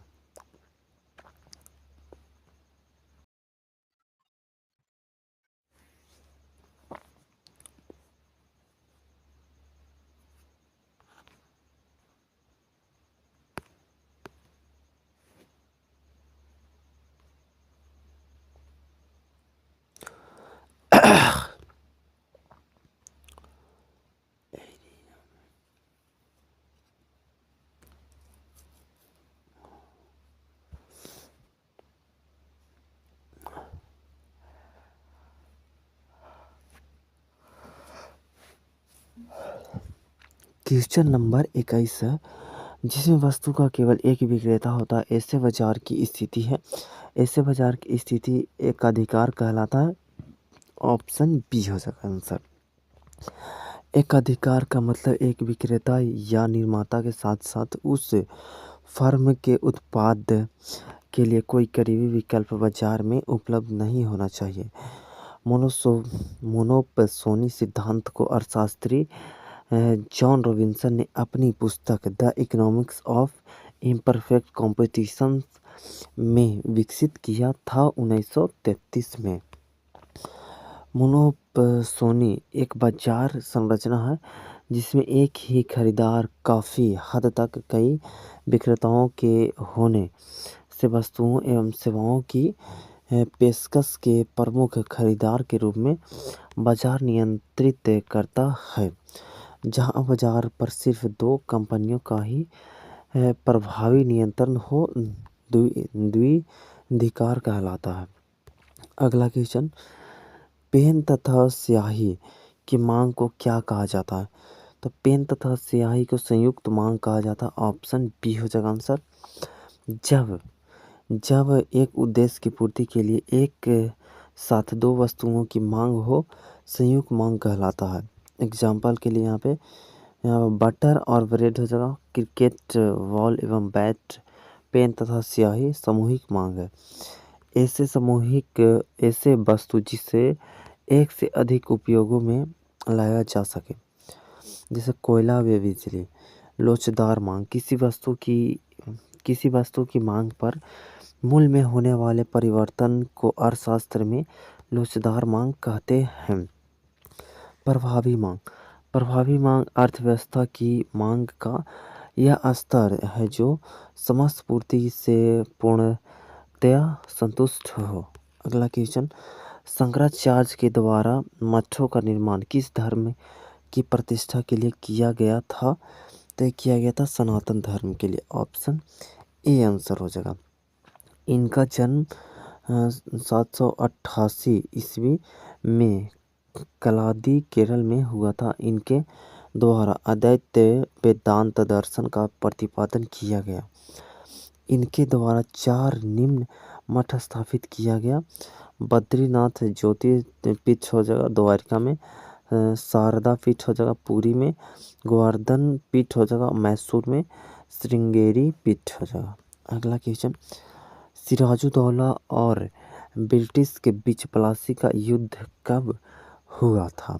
तो हुआ था 23 जून 1757 को। ऑप्शन सी आंसर हो जाएगा। इस युद्ध में अंग्रेजी सेना का नेतृत्व क्लाइव और सिराजुद्दौला की सेना का नेतृत्व मीर जाफर ने किया था। इसमें अंग्रेजों की जीत हुई। प्लासी बंगाल में भागीरथी नदी के किनारे स्थित है। कालकोठरी की घटना 20 जून 1756 को हुई थी, जिसमें सिराजुद्दौला ने 146 अंग्रेजों को एक 18 वाई यहाँ पे 14 साइज का एक कोठरी था उसमें बंद कर दिया था, जिसमें मात्र 23 व्यक्ति जीवित रहे। बक्सर का युद्ध 22 अक्टूबर 1764 को अंग्रेजी सेनापति हेक्टर मुंडो और बंगाल के नवाब मीर कासिम, अवध के नवाब सिराजुद्दौला और मुगल बादशाह शाह आलम द्वितीय के बीच हुआ। इस युद्ध में अंग्रेजों की जीत हुई। अगला क्वेश्चन 25वां नंबर, मुद्रा के आंतरिक मूल्य का अर्थ क्या है? तो इसका अर्थ है मुद्रा की कार्य शक्ति। ऑप्शन सी आंसर हो जाएगा। विनिमय दर को अलग अलग मुद्राओं की सापेक्ष कीमत होती है। मुद्रा की चालन गति से अभिप्राय यह है कि मुद्रा की एक इकाई द्वारा एक वर्ष में कितनी बार वस्तुएं तथा सेवाएं खरीदी जाती हैं। मुद्रा पूर्ति से आज मुद्रा की कुल मात्रा से है जो अर्थव्यवस्था में लोगों द्वारा विभिन्न रूपों में अपने पास रखी जाती है। M3 मुद्रा पूर्ति का व्यापक माप है तथा M1 सबसे तरल मापक है। अगला क्वेश्चन, इसमें कौन सार्क का सदस्य है? तो सार्क का सदस्य मालदीव। ऑप्शन ए आंसर हो जाएगा। इसका सार्क का जो फुल फॉर्म होता है वो होता है South Asian association for regional cooperational. इसका जो मुख्यालय है वो काठमांडू में। सार्क का मुख्यालय। सार्क की स्थापना 8 दिसंबर 1985 ईस्वी में की गई थी। सार्क का प्रथम शिखर सम्मेलन 1985 में ढाका में हुआ था। सदस्य देश इसका हो जाएगा भारत, पाकिस्तान, बांग्लादेश, नेपाल, भूटान, श्रीलंका, मालदीव एवं अफगानिस्तान है। अगला क्वेश्चन, क्षोभ मंडल की ऊंचाई कितनी होती है? तो क्षोभ मंडल की ऊंचाई जो है वो होता है यहाँ पे 8 किलोमीटर होता है। तो इनमें से कोई नहीं, ऑप्शन डी हो जाएगा आंसर। इनमें से कोई नहीं। क्षोभ मंडल की ऊंचाई ध्रुवों पर 8 किलोमीटर तथा विषुवत रेखा पर लगभग 18 किलोमीटर होता है। यह वायुमंडल की सबसे नीचे वाली परत है। सभी मुख्य वायुमंडलीय घटनाएं जैसे बादल, आंधी एवं वर्षा इसी मंडल में होती है। इस मंडल को संवहन मंडल कहते हैं क्योंकि संवहन धाराएं इसी मंडल की सीमा तक सीमित होती है। इस मंडल को अधो मंडल भी कहते हैं। क्षोभ मंडल और संताप मंडल को अलग करने वाले भाग को क्षोभ सीमा कहते हैं। अगला क्वेश्चन, गन्ना का सर्वाधिक उत्पादक देश कौन सा है? तो है ब्राज़ील। ऑप्शन बी आंसर हो जाएगा ब्राज़ील। ब्राज़ील विश्व में सर्वाधिक कॉफ़ी उत्पादित करने वाला देश है। ब्राज़ील में कहवा के बागों को फैजेंडा कहते हैं। रबर के पेड़ का मूल स्थान ब्राज़ील है। दक्षिणी अमेरिका में ब्राज़ील सर्वाधिक मैंगनीज उत्पादक देश है। चीन विश्व में सर्वाधिक धान, गेहूं, तंबाकू, कपास उत्पादन करता है। अमेरिका विश्व में सर्वाधिक मक्का उत्पादक देश है। आगे देखते हैं यहाँ पे 29वां नंबर क्वेश्चन, गुप्त वंश का संस्थापक कौन था? तो गुप्त वंश का संस्थापक श्रीगुप्त। ऑप्शन ए आंसर हो जाएगा। गुप्त वंश का प्रथम महान सम्राट चंद्रगुप्त प्रथम था। इसने महाराजा धीराज की उपाधि धारण की। गुप्त संवत की शुरुआत चंद्रगुप्त प्रथम ने की। चंद्रगुप्त मौर्य ने मौर्य वंश की स्थापना की। चंद्रगुप्त मौर्य मगध की गद्दी पर 322 ईसा पूर्व में बैठा। यह जैन धर्म का अनुयायी था। इसने 305 ईसा पूर्व में सेल्यूकस निकेटर को हराया। सेल्यूकस निकेटर का राजदूत मेगास्थनीज चंद्रगुप्त मौर्य के दरबार में रहता था। मेगास्थनीज द्वारा लिखी गई पुस्तक इंडिका है। चाणक्य चंद्रगुप्त मौर्य का गुरु एवं प्रधानमंत्री था। इसके द्वारा लिखा गया पुस्तक अर्थशास्त्र है जिसका संबंध राजनीति से है। विशाखा दत्तकृत मुद्राक्ष में चंद्रगुप्त मौर्य के लिए वृषल शब्द का प्रयोग किया गया है। अगला क्वेश्चन, जय जवान जय किसान का नारा किसने दिया था? तो ये दिए थे Lal Bahadur Shastri, option B answer हो जाएगा। लाल बहादुर शास्त्री का जो जन्म हुआ था वो 2 अक्टूबर 1904 को उत्तर प्रदेश में हुआ था। लाल बहादुर शास्त्री भारत के दूसरे प्रधानमंत्री बने। वे जून 1964 से 11 जनवरी 1966 को अपनी मृत्यु तक लगभग 18 महीने भारत के प्रधानमंत्री रहे। उन्होंने 1965 के भारत पाकिस्तान युद्ध की समाप्ति हेतु 10 जनवरी 1966 को पाकिस्तान के राष्ट्रपति अयूब खां के साथ ताशकंद समझौता पर हस्ताक्षर कर युद्ध विराम की घोषणा की। 11 जनवरी 1966 को ही ताशकंद में इनकी मृत्यु हो गई। जवाहरलाल नेहरू भारत के प्रथम प्रधानमंत्री वर्ष 1947 से 1964 तक थे। भारतीय राष्ट्रीय कांग्रेस की गांव में होने वाली प्रथम अधिवेशन फैजपुर की अध्यक्षता पंडित नेहरू ने की थी 1937 में। सुभाष चंद्र बोस नेताजी के नाम से विख्यात थे। इन्होंने नेताजी की उपाधि एडोल्फ हिटलर ने दी थी। इन्हें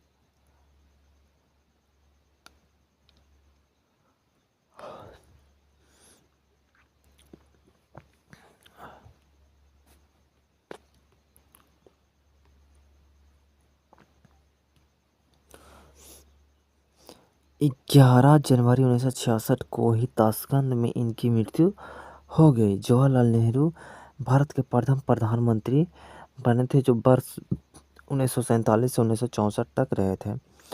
भारतीय राष्ट्रीय कांग्रेस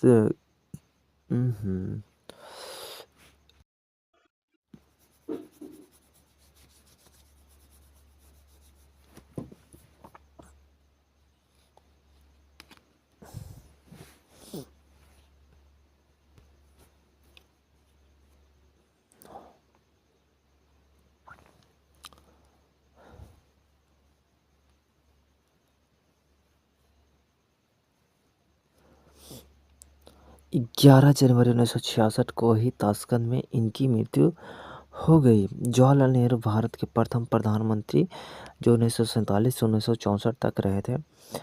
भारतीय राष्ट्रीय कांग्रेस की गांव में होने वाली प्रथम अधिवेशन फैजपुर की अध्यक्षता पंडित जवाहरलाल नेहरू ने की थी 1937 में। सुभाष चंद्र बोस नेताजी के नाम से विख्यात थे। इन्हें नेताजी की उपाधि एडोल्फ हिटलर ने दी थी। सुभाष चंद्र बोस 2 बार कांग्रेस की अध्यक्ष चुने गए।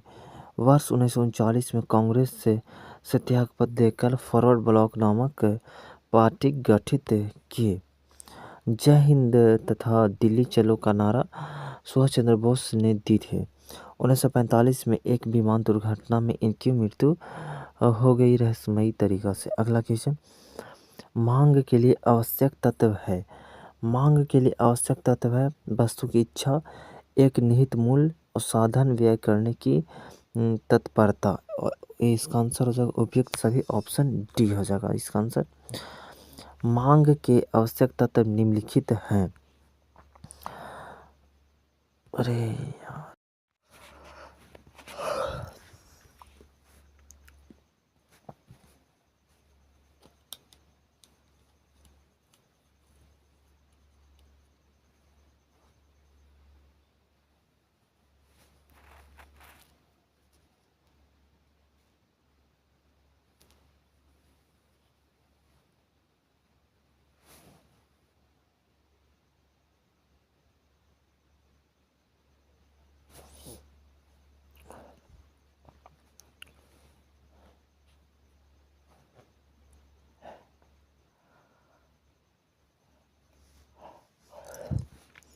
क्वेश्चन नंबर 31 है।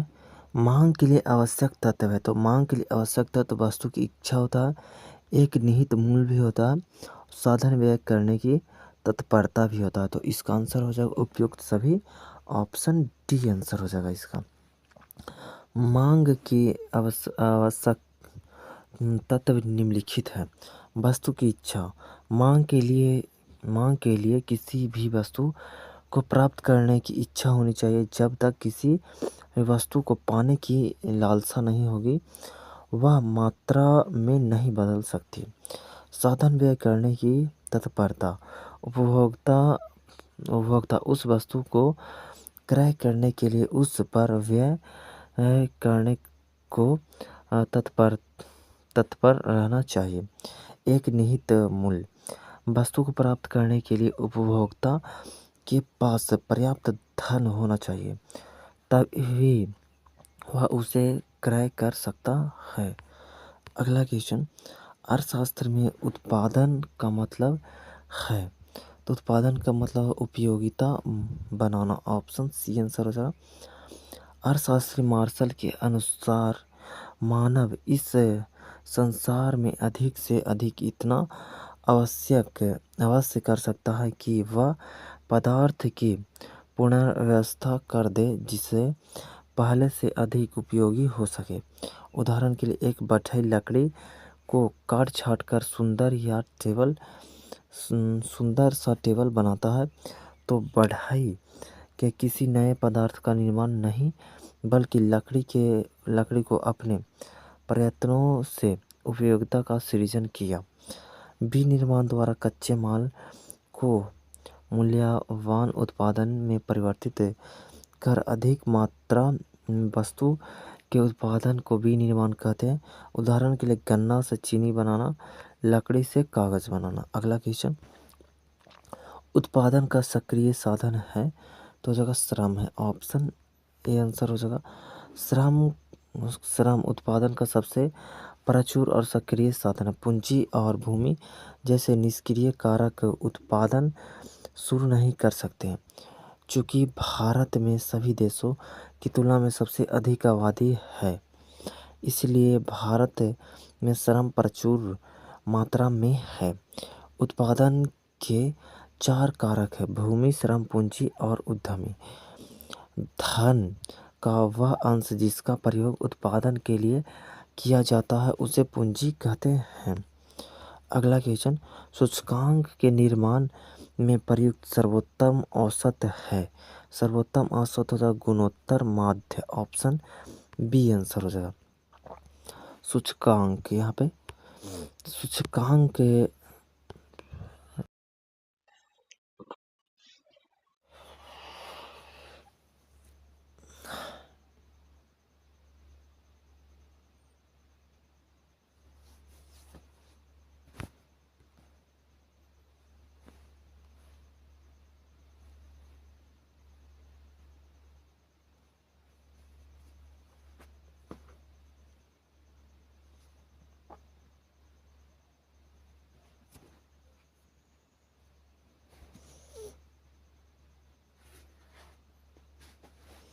सूचकांक सूचकांक संबंधित चरों के समूह के परिणाम में परिवर्तनों को मापने का एक सांख्यिकीय साधन है। यह अपसारित होने वाले अनुपातों की समान प्रवृत्ति का प्रतिनिधित्व करता है, जिनसे इनको परिकलित किया जाता है।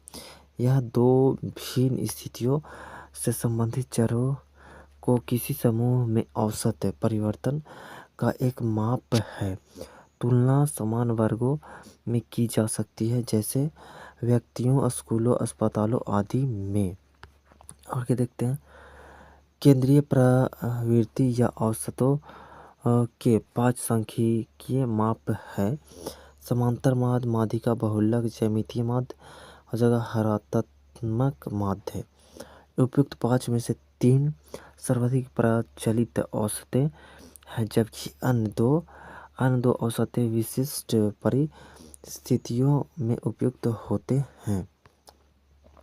केंद्रीय प्रवृत्ति का माप इन इस बात पर आभास दिलाता है कि आंकड़े किस स्थान पर केंद्रित है, किंतु आंकड़े के समुचित अर्थ विवेचन के लिए यह भी पता होनी चाहिए कि आंकड़ों में कितना बिखराव है या वे केंद्रीय प्रवृत्ति की माप के चारों ओर किस प्रकार एकत्रित है। समांतर माध्य माध्यिका एक एवं बहुलक की सापेक्षिक स्थिति मान लीजिए कि यहाँ पे दिया समांतर माध्य M0 MO माध्यिका MI और जगह बहुलक MO।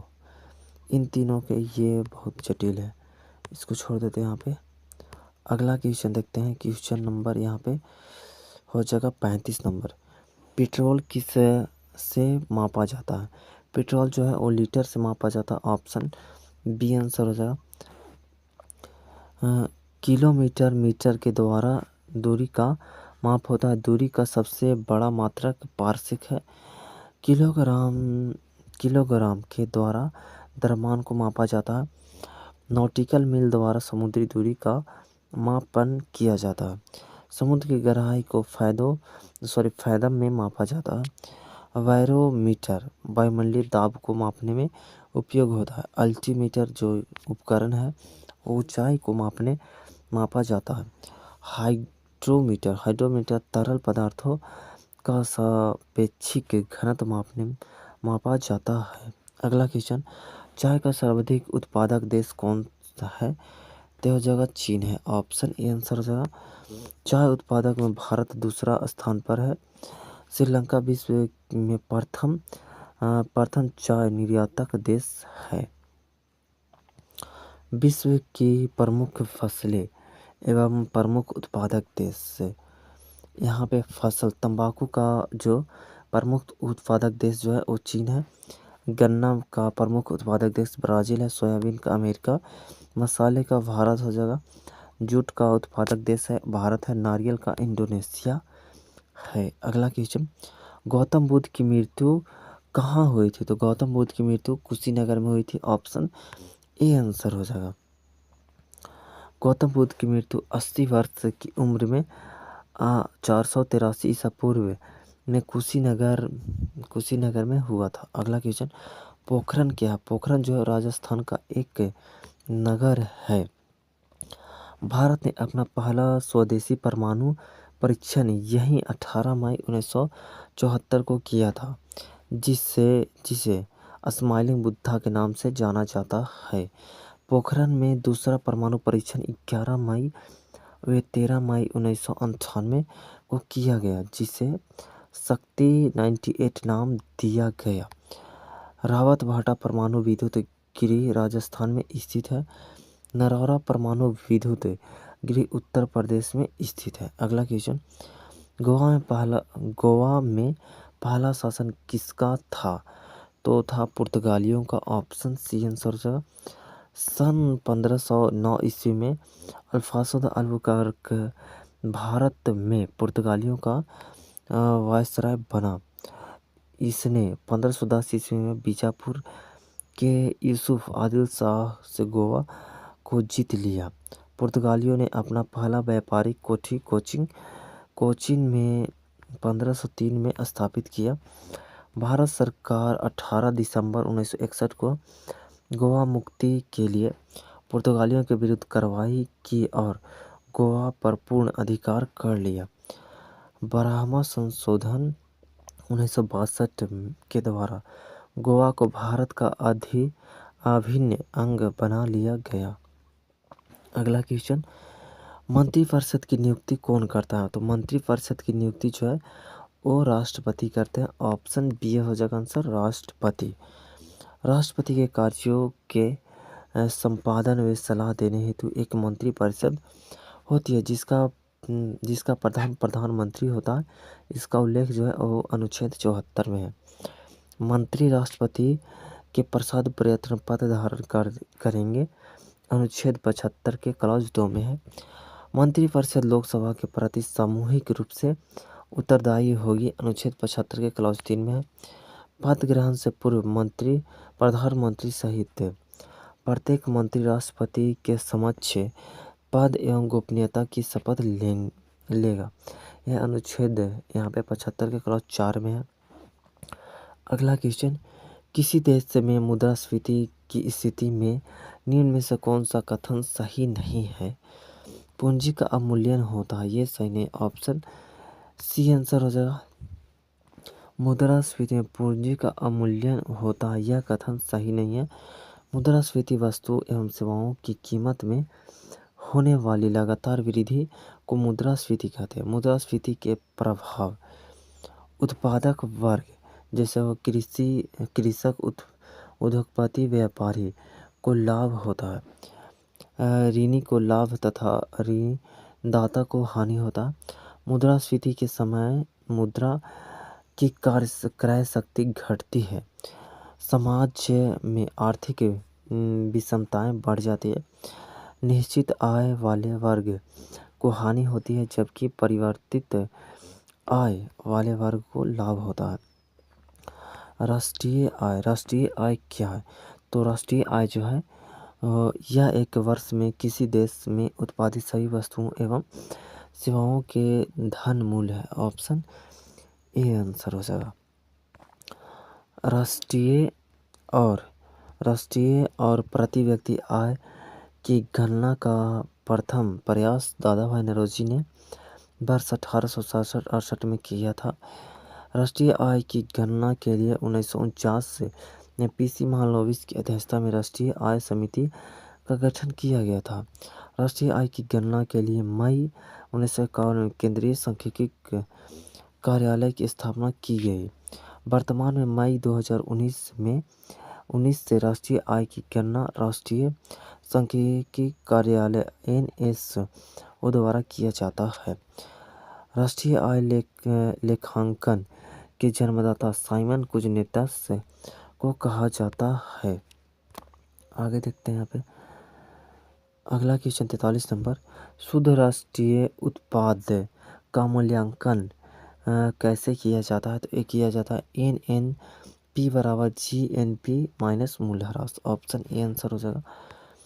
सकल राष्ट्रीय उत्पाद में मूल्यह्रास को घटाने के बाद जो आय बचती है उसे शुद्ध राष्ट्रीय उत्पाद कहते हैं। GDP एक वित्तीय वर्ष में देश की सीमा के भीतर उत्पादित होने वाली अंतिम वस्तु एवं सेवाओं के मौद्रिक मूल्य को GDP कहते हैं। GNP ग्रॉस नेशनल प्रोडक्ट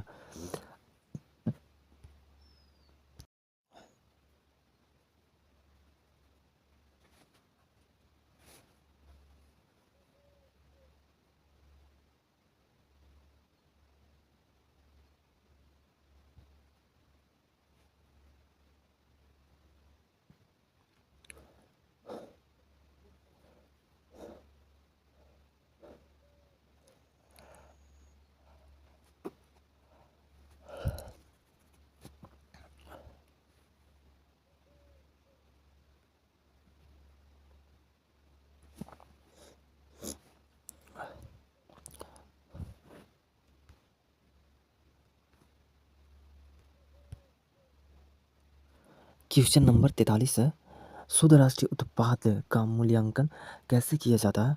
तो ये किया जाता है NNP बराबर हो जाएगा GNP माइनस मूल्यह्रास। ऑप्शन ए आंसर हो जाएगा। सकल राष्ट्रीय उत्पाद में मूल्यह्रास को घटाने के बाद जो आय बचती है उसे शुद्ध राष्ट्रीय उत्पाद कहते हैं। GDP माइनस एक वित्तीय वर्ष में देश की सीमा के भीतर उत्पादित होने वाली अंतिम वस्तु एवं सेवाओं के मौद्रिक मूल्य को GDP कहते हैं।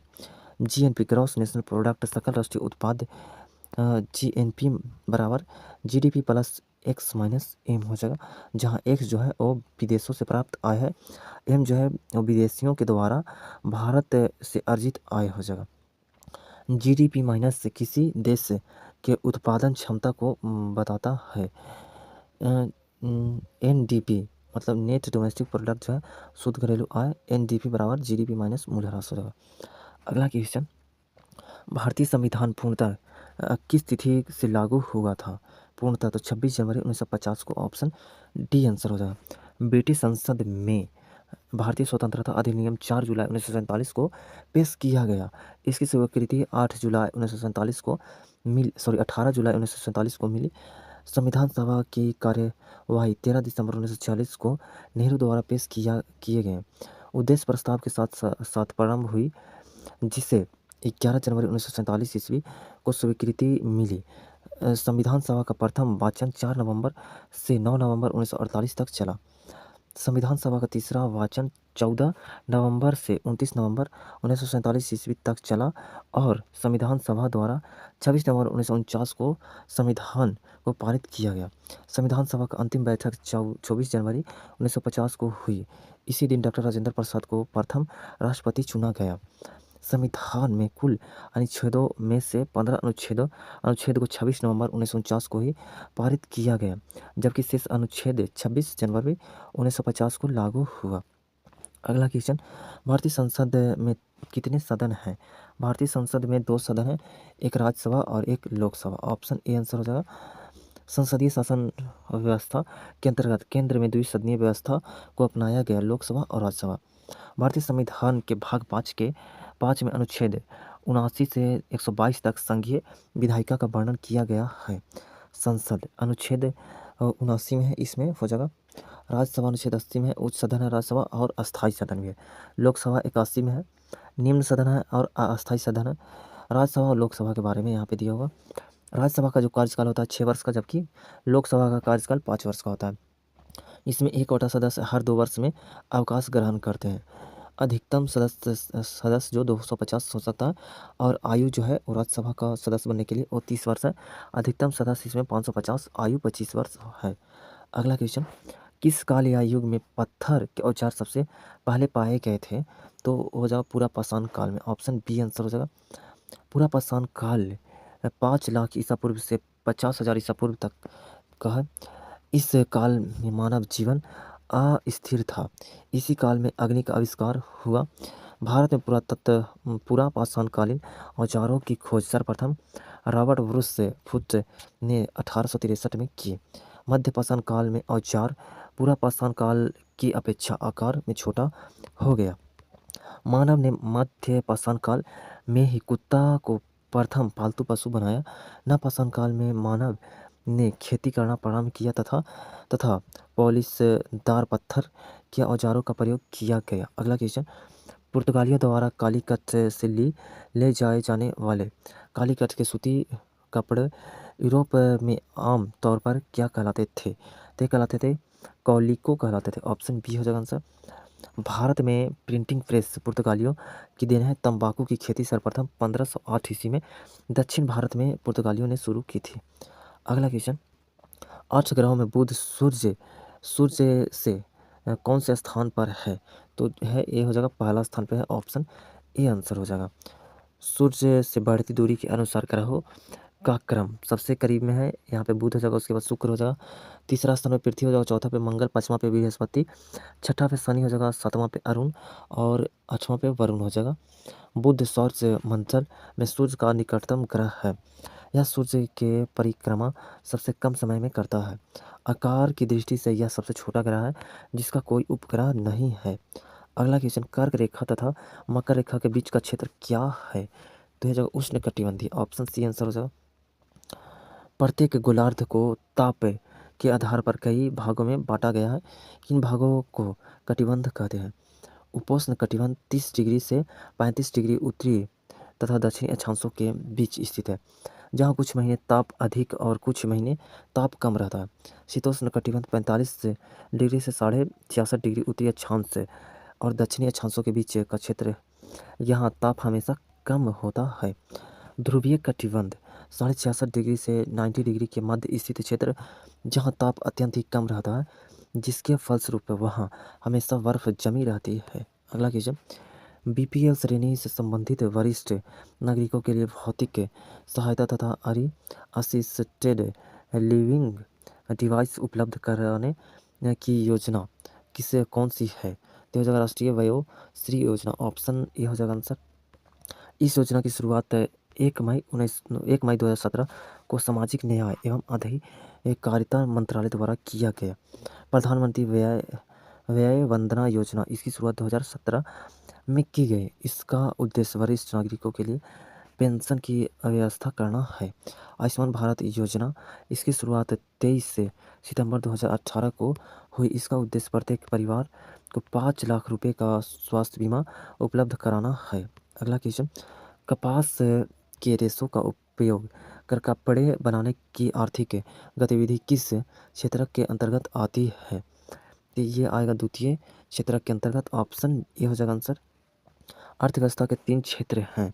प्राथमिक क्षेत्र जो है इसके अंतर्गत प्राकृतिक साधनों का दोहन करते हैं। इसे भारतीय अर्थव्यवस्था की रीढ़ कहा जाता है। सबसे ज़्यादा रोजगार 51% देने वाला क्षेत्र प्राथमिक क्षेत्र ही है। कृषि, पशुपालन, वन, खनिज संसाधन, मुर्गी पालन, मछली पालन, ये सब आता है इसके अंतर्गत। द्वितीय क्षेत्र, अर्थव्यवस्था का वह क्षेत्र जो प्राथमिक क्षेत्र के उत्पादों को अपनी गतिविधियों में कच्चे माल की तरह उपयोग करते हैं, द्वितीयक क्षेत्र कहलाता है। इसे विनिर्माण या औद्योगिक क्षेत्र भी कहा जाता है। उदाहरण के लिए गेहूँ से ब्रेड बनाना, कपड़ा से कपड़ा बनाना, लौह अयस्क से इस्पात बनाना। तृतीय क्षेत्र है। इस क्षेत्र में विभिन्न प्रकार की सेवाओं का उत्पादन किया जाता है, इसलिए इस क्षेत्र को सेवा क्षेत्र भी कहा जाता है। उदाहरण के लिए व्यापार, होटल तथा रेस्तरां, लोक प्रशासन एवं परिरक्षा, चिकित्सा, परिवहन, संचार तथा भंडारण। भारतीय अर्थव्यवस्था में सर्वाधिक योगदान तृतीय क्षेत्र का है। अगला क्वेश्चन, कौन सी कला ग्रीक बौद्ध कला के नाम से भी जानी जाती है? तो हो जाएगा गांधार कला जो है वो ग्रीक बौद्ध कला के नाम से भी जाना जाता है। ऑप्शन ए आंसर हो जाएगा। कुषाण काल के 2 प्रमुख केंद्र थे। एक हो जाएगा गांधार कला था।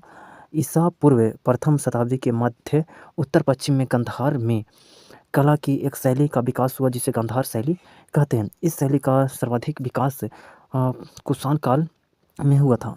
इस शैली के अंतर्गत मूर्तियों के शरीर की आकृति और स्वरथा यथार्थवादी दिखाया गया। इस शैली के अंतर्गत मूर्तियां बनाने में गहरे नीले एवं काले पत्थर का प्रयोग किया गया था। इन मूर्तियों में बौद्ध को आध्यात्मिक मुद्रा एवं सर पर बाल का जटा या उभार को दिखाया गया। इसमें बलुआ पत्थर का प्रयोग हुआ था। महात्मा बुद्ध की सर्वाधिक मूर्तियां इसी काल में बनी। मथुरा कला जो था वो बुद्ध की प्रतिमा की कल्पना एवं निर्माण सर्वप्रथम मथुरा शैली में हुआ था। इस शैली में मुख्यतः लाल बलुआ पत्थर का प्रयोग किया गया था।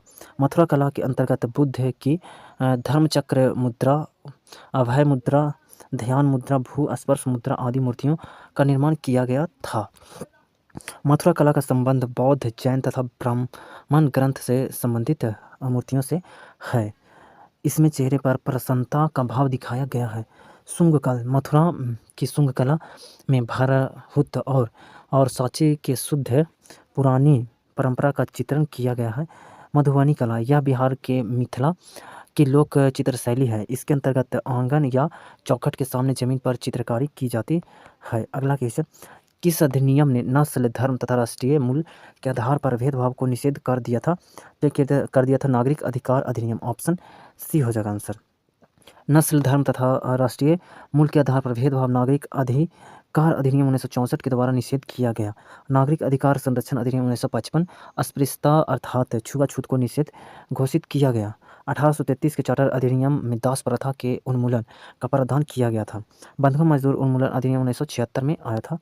अगला क्वेश्चन, अफ्रीकी परमाणु हथियार मुक्त क्षेत्र संधि भी कहलाती है। तो ये हो जाएगा यहाँ पे पेलिंडावा संधि कहलाती है। ऑप्शन ए हो जाएगा आंसर। अफ्रीकी परमाणु हथियार मुक्त क्षेत्र संधि पेलिंडावा संधि भी कहलाती है। इस संधि पर अफ्रीका महाद्वीप के 53 देशों में से 47 द्वारा हस्ताक्षर किया गया था। यह राज्यों को परमाणु हथियार का अनुसंधान करने, विकास करने, निर्माण करने, भंडारण करने, प्राप्त करने,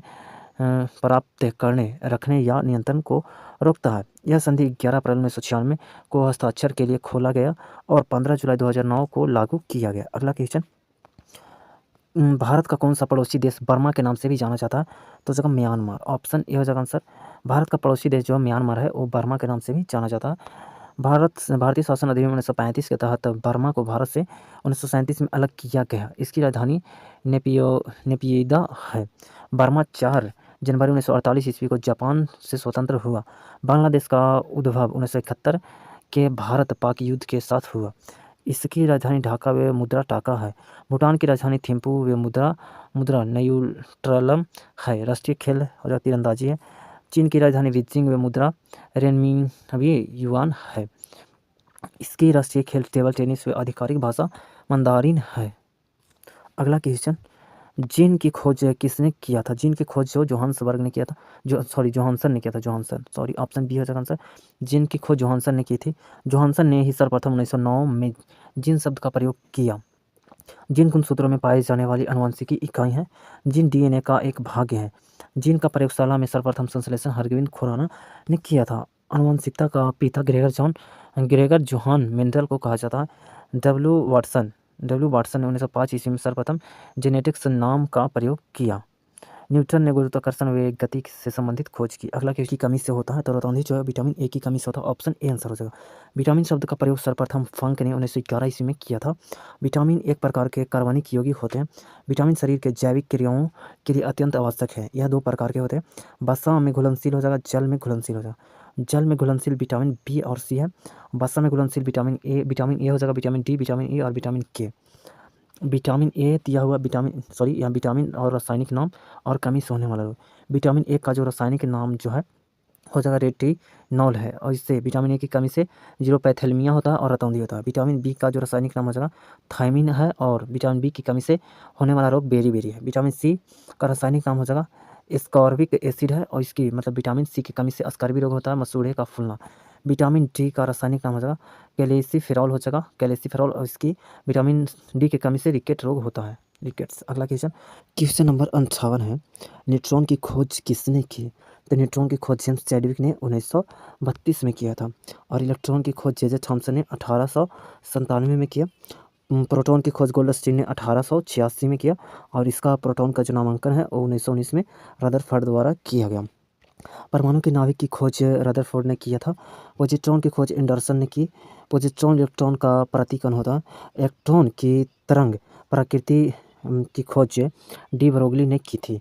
न्यूट्रिना की खोज पॉली ने की। अगला क्वेश्चन, एक वाष्प इंजन उष्मीय ऊर्जा को यहाँ पे जो है वो यांत्रिक ऊर्जा में परिवर्तित करता है। ऑप्शन इसका डी आंसर हो जाएगा। डायनमो जो है यांत्रिक ऊर्जा को विद्युत ऊर्जा में बदलता है।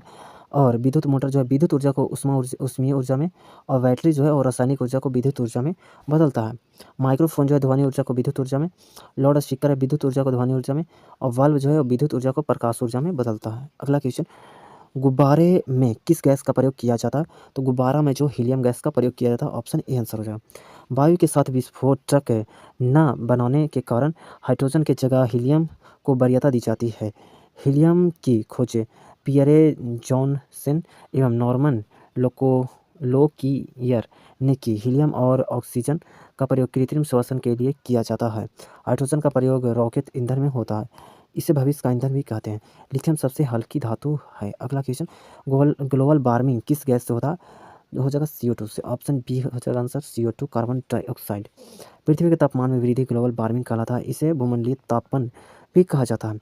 ग्लोबल वार्मिंग के लिए जिम्मेदार गैस है CO2, CH4 methane, N2O, CFC chlorofluorocarbon. भूपटल की रचना में सबसे अधिक ऑक्सीजन 46.6% होता है। अगला क्वेश्चन, विद्युत धारा मापने के लिए किसका प्रयोग किया जाता है? तो हो जाएगा अमीटर का प्रयोग किया जाता है। ऑप्शन ए हो जाएगा आंसर।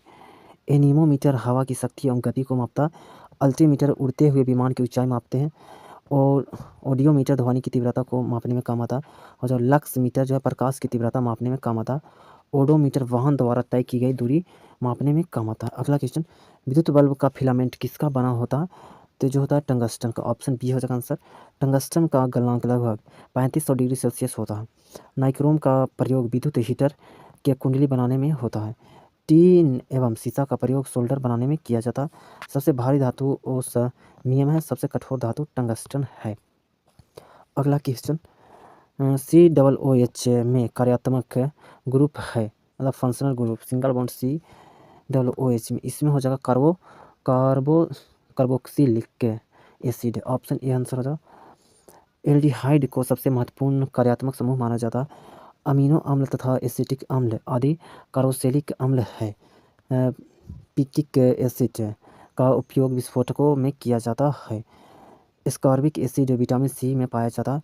जगह ब्यूटेरिक एसिड दुर्गंध युक्त मक्खन में पाया जाता है। अगला क्वेश्चन, वोट देने वाले मतदाताओं के लिए किस स्याही का प्रयोग किया जाता है? तो इसमें किया जाता है सिल्वर नाइट्रेट केमिकल युक्त स्याही का प्रयोग किया जाता है। ऑप्शन ए आंसर हो जाएगा। सिल्वर नाइट्रेट AgNO3 को लूनर कास्टिक भी कहा जाता है। सिल्वर ब्रोमाइड AgBr का प्रयोग फोटोग्राफी में होता है। सिल्वर आयोडाइड AgI का प्रयोग कृत्रिम वर्षा में किया जाता है।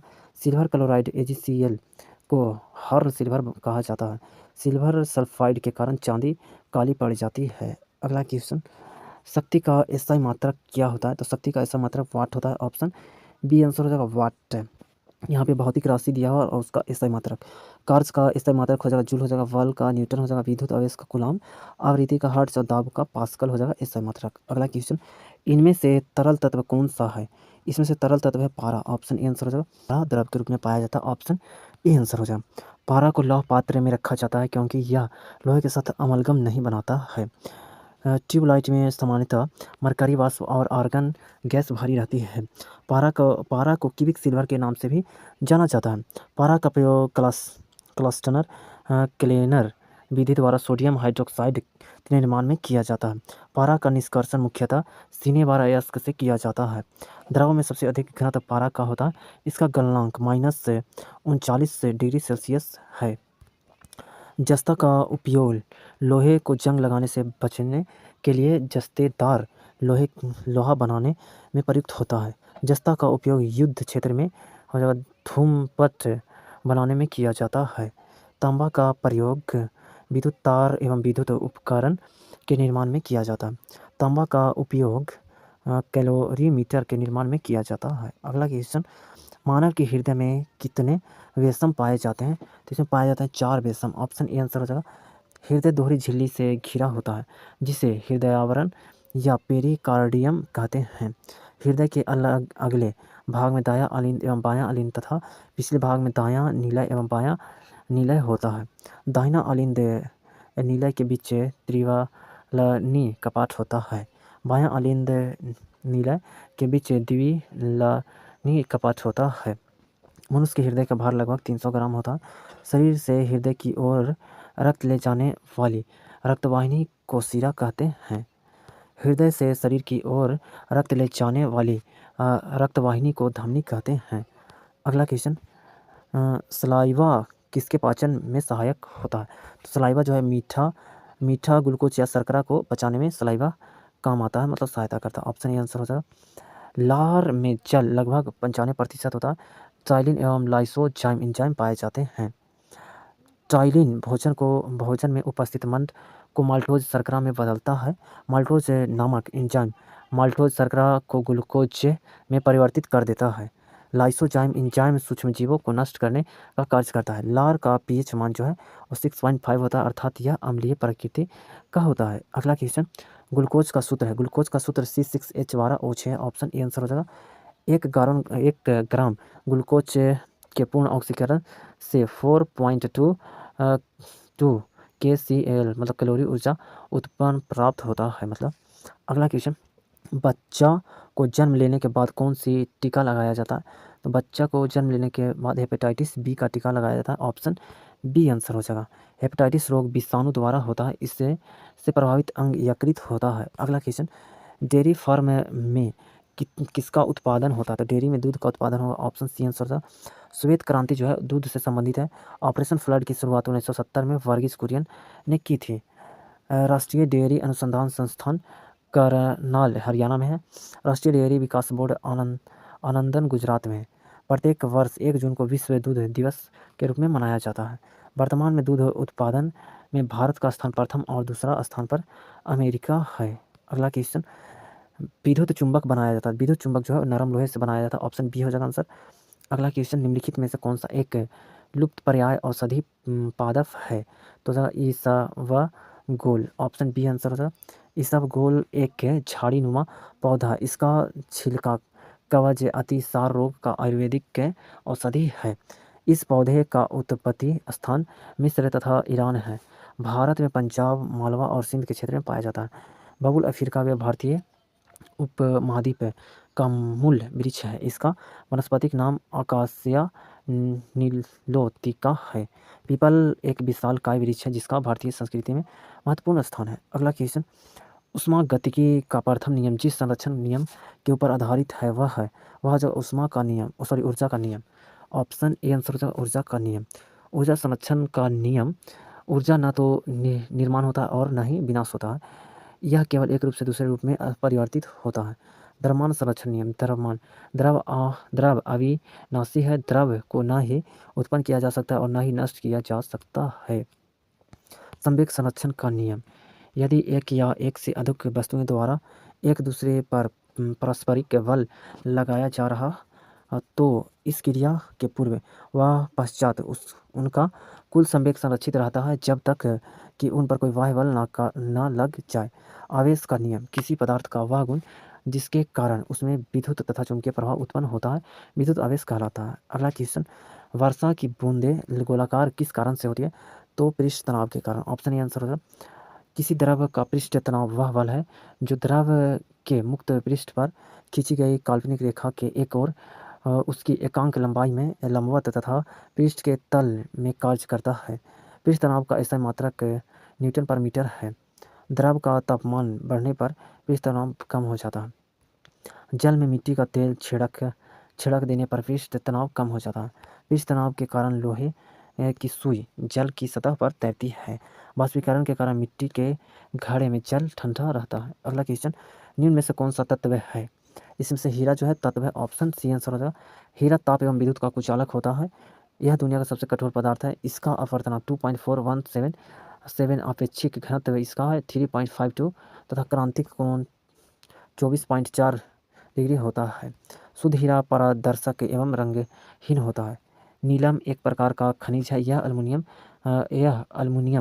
भस्म है, मतलब ऑक्साइड है। अगला क्वेश्चन, रासायनिक ऊर्जा को विद्युत ऊर्जा में परिवर्तित करने वाली युक्ति कहलाती है विद्युत सेल कहलाती है। ऑप्शन डी आंसर हो जाएगा। जनित्र यांत्रिक ऊर्जा को विद्युत ऊर्जा में परिवर्तित करता है। दृष्टकारी प्रत्यावर्ती धारा को दृष्ट धारा में परिवर्तित करता है। ट्रांसफार्मर उच्च एसी वोल्टेज को निम्न एसी वोल्टेज में परिवर्तित करता है। अगला क्वेश्चन, स्थिर ताप पर गैस के नीचे द्रव्यमान का आयतन कम करने पर दाब बढ़ेगा। ऑप्शन सी आंसर हो जाएगा इसका। समान ताप एवं दाब पर सभी गैसों के समान आयतन में अणुओं की संख्या समान होती है। स्थिर दाब पर किसी गैस की नियत मात्रा का आयतन उसके परम ताप का सीधा अनुपाती होता है। अगला क्वेश्चन, विद्युत धारा का मात्रक क्या होता है? विद्युत धारा का मात्रक एम्पियर होता है। ऑप्शन बी आंसर हो जाएगा। ज्योति तीव्रता का मात्रक कैंडेला हो जाएगा। लंबाई का मात्रक मीटर। प्रतिरोध का ओम हो जाएगा। ज्योति फ्लक्स ल्यूमेन हो जाएगा। विद्युत आवेश कूलम हो जाएगा। अगला क्वेश्चन है, लोहे का जंग लगना किस प्रकार का परिवर्तन है? तो ये जो है वो रासायनिक परिवर्तन। ऑप्शन बी हो जाएगा आंसर। अगला क्वेश्चन, एल्केन का रासायनिक सूत्र क्या है? एल्केन का रासायनिक सूत्र CnH2n+2। ऑप्शन ए हो जाएगा आंसर। कार्बन व हाइड्रोजन के यौगिक को हाइड्रोकार्बन कहते हैं। एल्केन संतृप्त हाइड्रोकार्बन के उदाहरण हैं। एल्केन के प्रमुख उदाहरण मीथेन, एथेन, प्रोपेन, ब्यूटेन आदि। एल्केन का रासायनिक सूत्र CnH2n होता है। इस श्रेणी का पहला सदस्य एथीन है। एल्काइन का सामान्य सूत्र CnH2n-2 होता है। सबसे सरलतम एल्काइन एथाइन है। बेंजीन एक सरलतम एरोमेटिक हाइड्रोकार्बन है। अगला क्वेश्चन नंबर 83 है, निम्नलिखित में से कौन सी जड़ें नहीं खाई जाती है? इसमें से गेहूं का जड़ नहीं खाया जाता। ऑप्शन डी आंसर हो जाएगा। जड़ दो प्रकार की होती है, मूसला जड़ और अपस्थानिक जड़। मूसला जड़ों का रूपांतरण जो है वो शंकु आकार का होता है जो गाजर में होता है, कुंभी रूप में होता है सलजम में, चुकंदर में, और जगह तुर्की रूपी जो होता है वो मूली में होता है। आगे देखते हैं यहाँ पे टेपियोका एक कंद वाली फसल है। इसकी जड़ों में स्टार्च की भारी मात्रा होती है जिसे साबूदाना बनाने में प्रयोग किया जाता है। अगला क्वेश्चन, मानव की पसलियाँ के साथ जुड़ी होती है। मानव की पसलियाँ जो है वो स्टर्नम के साथ जुड़ी रहती है। ऑप्शन सी आंसर हो जाएगा। पसलियों में कुल हड्डियों की संख्या 24 होती है। हो जाएगा। जत्रुक में हड्डियों की संख्या 2 होती है। एलियम कुल्हे की सबसे बड़ी हड्डी है। इलियम हो जाएगा। स्कैपुला या शोल्डर ब्लेड वह हड्डी है जो टंसली को ह्यूमरस से जोड़ती है। मानव का कंकाल तंत्र 2 भागों में विभक्त होता है। एक होता है अक्ष कंकाल और जो उपांग कंकाल। मानव शरीर में कुल 206 हड्डियाँ पाई जाती हैं। अगला क्वेश्चन, प्रतिरोध का व्युत्क्रम चालकता है। यदि प्रतिरोध की इकाई ओम है तो चालकता की इकाई होगी, चालकता की इकाई हो जाएगा प्रति ओम हो जाएगा। ऑप्शन ए आंसर हो जाएगा। प्रति ओम को महो भी कहा जाता है। इसका एसआई एसआई एसआई इकाई सीमेन भी होता है। ओम मीटर विद्युत प्रतिरोध को मापता है। विद्युत धारा का मात्रक एम्पियर होता है। विद्युत धारा को मापने में आमीटर का प्रयोग किया जाता है। अगला क्वेश्चन, न्यूनतम कार्य उस समय होगा जब पिंड को ऊर्ध्वाधर रूप से ऊपर उठाया जाए। ऑप्शन बी हो जाएगा आंसर। कार्य बराबर बल इंटू बल की दिशा में विस्थापन हो जाएगा। डब्ल्यू बराबर F S cos theta. F S cos theta बराबर हो जाएगा यहाँ पे 180 डिग्री, यहाँ पे सब दिया हुआ। अगला क्वेश्चन देखते हैं, वेबसाइट का पहला पृष्ठ क्या कहलाता है? तो होम पेज कहलाता है। ऑप्शन ए आंसर हो जाएगा होम पेज। वेब पेज बनाने में HTML का प्रयोग होता है। HTML hyper text markup language होता है। WW की आविष्कारक टिम बर्नर्स से ली है। याहू, गूगल, MSN इत्यादि इंटरनेट साइट्स हैं। अगला क्वेश्चन, जब सोडियम फ्लोरीन के साथ अभिक्रिया करता है तो निर्मित होने वाला यौगिक पिघली हुई अवस्था में विद्युत का एक सुचालक होता है। विद्युत का एक सुचालक होता है। ऑप्शन इसका डी आंसर हो जाएगा। सोडियम का ग्रहण यहाँ पे सोडियम का संग्रहण मिट्टी के तेल में किया जाता है। अगला क्वेश्चन, एक पारद मिश्रण का अनिवार्य घटक है तो जब पारा है। ऑप्शन बी हो जाएगा आंसर। जब पारा किसी धातु से मिलकर मिश्र धातु बनाता है तो उसे पारद धातु अथवा अमलगम कहते हैं। लोहे को छोड़कर प्रायः सभी धातुएं पारे के साथ मिलकर मिश्र धातु बनाती है। गैंग अयस्क में मिले अशुद्ध पदार्थ को गैंग कहते हैं। और फ्लक्स अयस्क में मिले गैंग को हटाने के लिए बाहर से मिलाया गया पदार्थ फ्लक्स कहलाता है। धातुमल गैंग एवं फ्लक्स के मिलने से बने पदार्थ धातुमल कहलाता है। अगला क्वेश्चन है, हरित गृह गैस का पृथ्वी के वायुमंडल के औसत ताप पर क्या प्रभाव पड़ता है? तो प्रभाव पड़ता बढ़ता। ऑप्शन ए आंसर हो जाएगा। हरित गृह गैस पृथ्वी के वायुमंडल के औसत ताप को बढ़ा देता है। इसके लिए जिम्मेदार gas carbon dioxide, methane, nitrous oxide, chlorofluorocarbon इत्यादि है। अगला क्वेश्चन यहाँ पे 91 से लेकर 100 तक क्वेश्चन मैथ का है, तो मैथ का क्वेश्चन को नहीं करते हैं। तो ये कंप्लीट हो गया, आपका 25वां नंबर सेट कंप्लीट हो गया। इसका अगर आपको PDF चाहिए तो टेलीग्राम ज्वाइन कर लीजिए। टेलीग्राम का लिंक डिस्क्रिप्शन में दिया हुआ है।